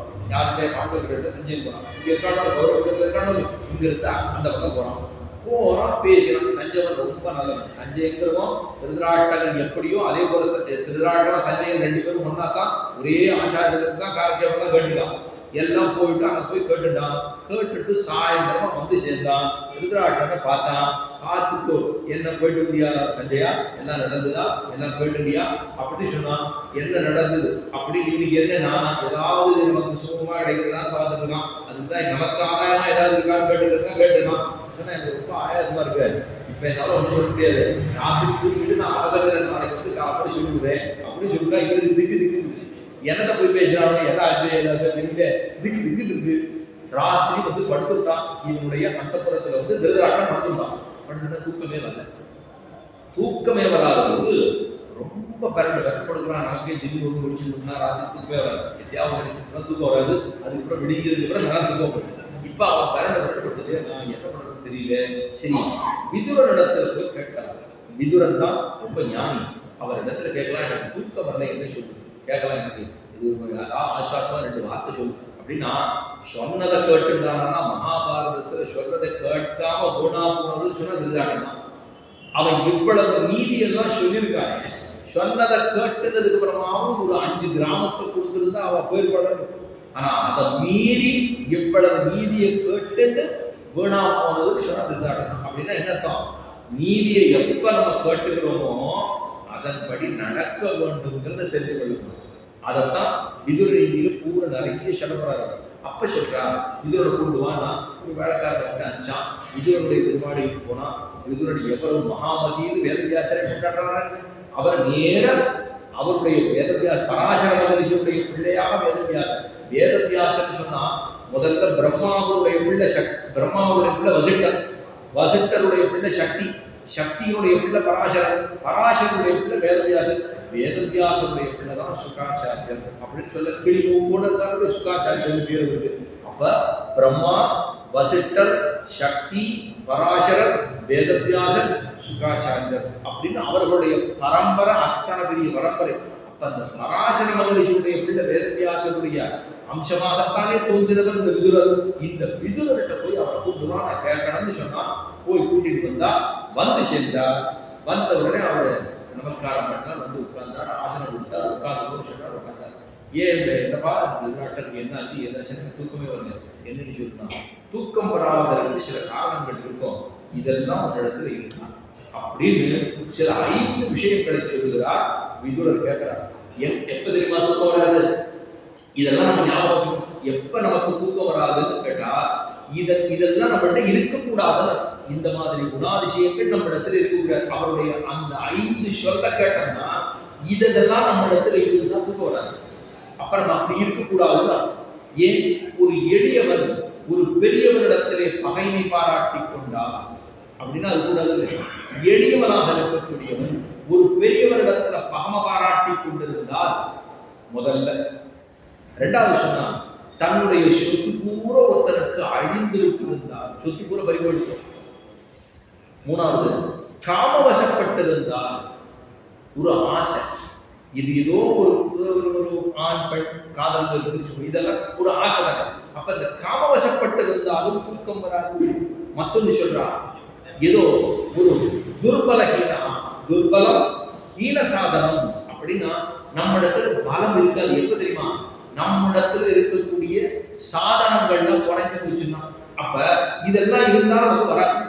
அதே போல திருடர்கள் தீயவர்களாக இருந்தாலும் தூக்கம் வருவதில்லை. இப்ப இந்த 5 விஷயங்களும் ஒரு இடத்துல இருக்கா கேட்டான். என்ன கேட்கிறார்? விதுரர் கேட்கிறார், ஐயா உனக்கு தூக்கம் வரல நீ சொல்றியே, நீ நேர்மையானவனா இருக்கியா? முதல்ல நேர்மையானவனே இல்லையே. ஏன்? உன்னோட தம்பிதான பாட்டு, அவனிடத்துல அவளை நீ காட்டுக்கு போக சொல்லிட்டு திரும்ப வந்தோடனே சொத்தை கொடுத்துருக்கணுமா இல்லையா? நீ சொத்தை பிடிக்க வச்சிருக்க, அது அர்த்தத்துக்கு வந்தவனுக்கு முதல்ல சொன்னார். ஏன்? நீ உன்னிடத்துல எவ்வளவு சைன்யம் இருக்கு? 11 சைன்யம், அக்ஷௌணி சைன்யம் ஒரு இடத்துல 11 பேசா 7 பேசா, பாண்டவாட்ட இருக்கிறது 7 தான், இவரிடத்துல இருக்கிறது 11. ஆனாலும் இவன் பயப்படுறான். ஏன் அப்படின்னா இவரிடத்துல முக்கியமான சாதனம் எல்லாம் அங்க இருக்கு. யாரு? அங்க கண்ணனே இருக்காங்க, இவனுக்கே தெரியுது. இவனிடத்துல சில சாதனங்கள் இல்லை. துரியோதனன் ஏன்னா பீஷ்மர் சொல்றார், யார கொலை பண்ணாலும் பண்ணுவே, இந்த 5 பேரை கொல்ல மாட்டேன்னு மாத்தி சொல்றாரு. அங்க பீமன் என்ன சொல்றான்னா, யார விட்டாலும் விடுவேன், இந்த 100 பேரை கொன்னே தீர்வேன். அப்ப பலப்புறப்படுத்து, யாரு பெரியவன் யார் எளியவன், ஒண்ணு நீ அவரை ஏமாத்திருக்கு, அதனால அவன் தூக்கம் வரல. 2வது, உன்னிடத்துல பலமே இல்லை. அதாவது பலம் துர்பலம் ஹீன சாதனம். ராவணனுக்கு இதே தான் நடந்தது. ராவணன் சண்டை போட்டு கடைசி நாள் கூட தேர்வு எடுத்து ரதம் படுத்து ஒண்ணுமே இல்லை, யாருமே இல்லை. அவன் எல்லாரையும் பலம் போட்டான், முதல்ல விட்டு எல்லாரையும் செஞ்சுட்டான். இவன் தான் கடைசியா போறான். சண்டை போடுறது முதல்ல பலசானத்தைகள் தான் போயிருக்கணும் போல, கடைசியா தான் இவன் போனான். போற போது எல்லாரையும் அழிச்சு முடிச்சுதான், தேர்வு இல்லை, ரதம் இல்லை, வாள் இல்லை, வெளியே இல்லை, ஒண்ணுமே இல்லை. அவன் அப்படியே நிராயுதமானியா நிற்கிறான். ராமன் சொன்னார், இன்னைக்கு போயிட்டு நாளைக்கு வந்து, ஏன்னா அவனுடைய பலசாதனம் கூறப்படுது ஹீனமா கோளாறா உச்சமாக இருக்கிறார். அவன் அடிச்சா நமக்கு தான் வீழ்த்து, ஆயுதம் அவன் அடிப்பது நமக்கு அழகல்ல அப்படின்னு ராமன் விட்டான். இப்ப அதே செய்திதான் கௌரவர்களுக்கு. இவர்கள் 11 அக்ஷௌணி சைன்யம் இருந்தார்கள் கூட இவர்களுக்கு பலம் இல்லை.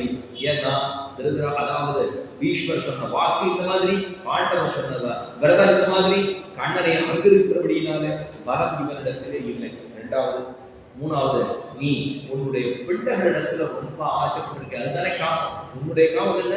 ஒரு தர பட்சமா பாக்குற, நீ நியாயத்தை பாக்குற, காமவசப்பட்டு ஆசைப்பட்டு உன் பிள்ளைகளுக்கு நல்லது செய்கிறோம் என்கிற எண்ணத்திலே கெட்டதுதான் நினைக்கிற பாண்டவர்களுக்கு. அதனாலே காமவசப்பட்டு விட்டான்.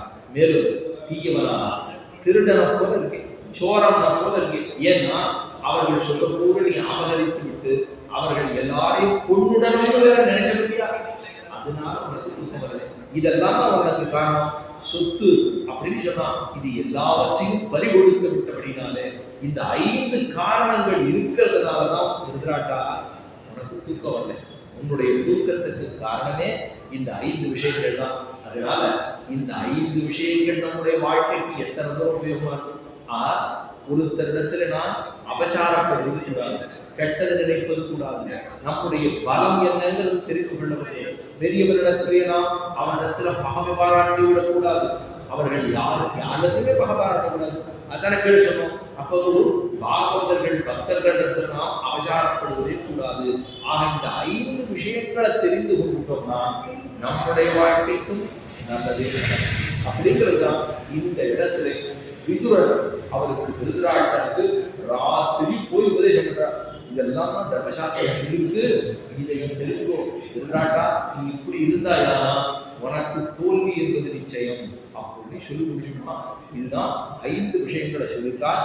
அப்படிங்கிறதோட இன்றைய தினத்திலே விதுரநீதியா சொல்லி முடித்து ஆண்டாளர்களுக்கு பல்லாண்டு பாடி அமைந்து கொள்ளுகிறேன். பாசுர அனுசந்தானம். ஓங்கி வளர்ந்த உத்தமன் பேர் வாடி நாங்கள் நம்பாவைக்கு சாத்தி நீராடினால் இங்கின் நாடெல்லாம் திங்கள் மாறி பெய்து ஓங்குவரன் ஜன்னல் கூடு ஏற்பட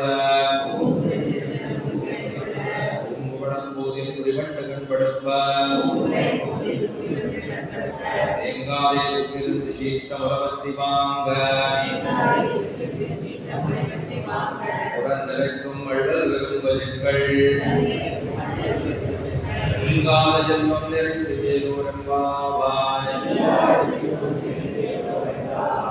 பாடி கூடத்தில் ஜெகத்துதித்தாள் வாழியே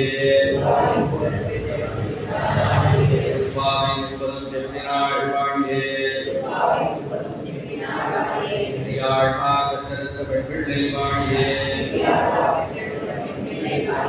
பெரும்போதோர் மாமனிக்கு பின்னாள் வாழியே 143 வாழியே கரங்களுக்கே கண்டி உகந்தளித்தாள் வாழியே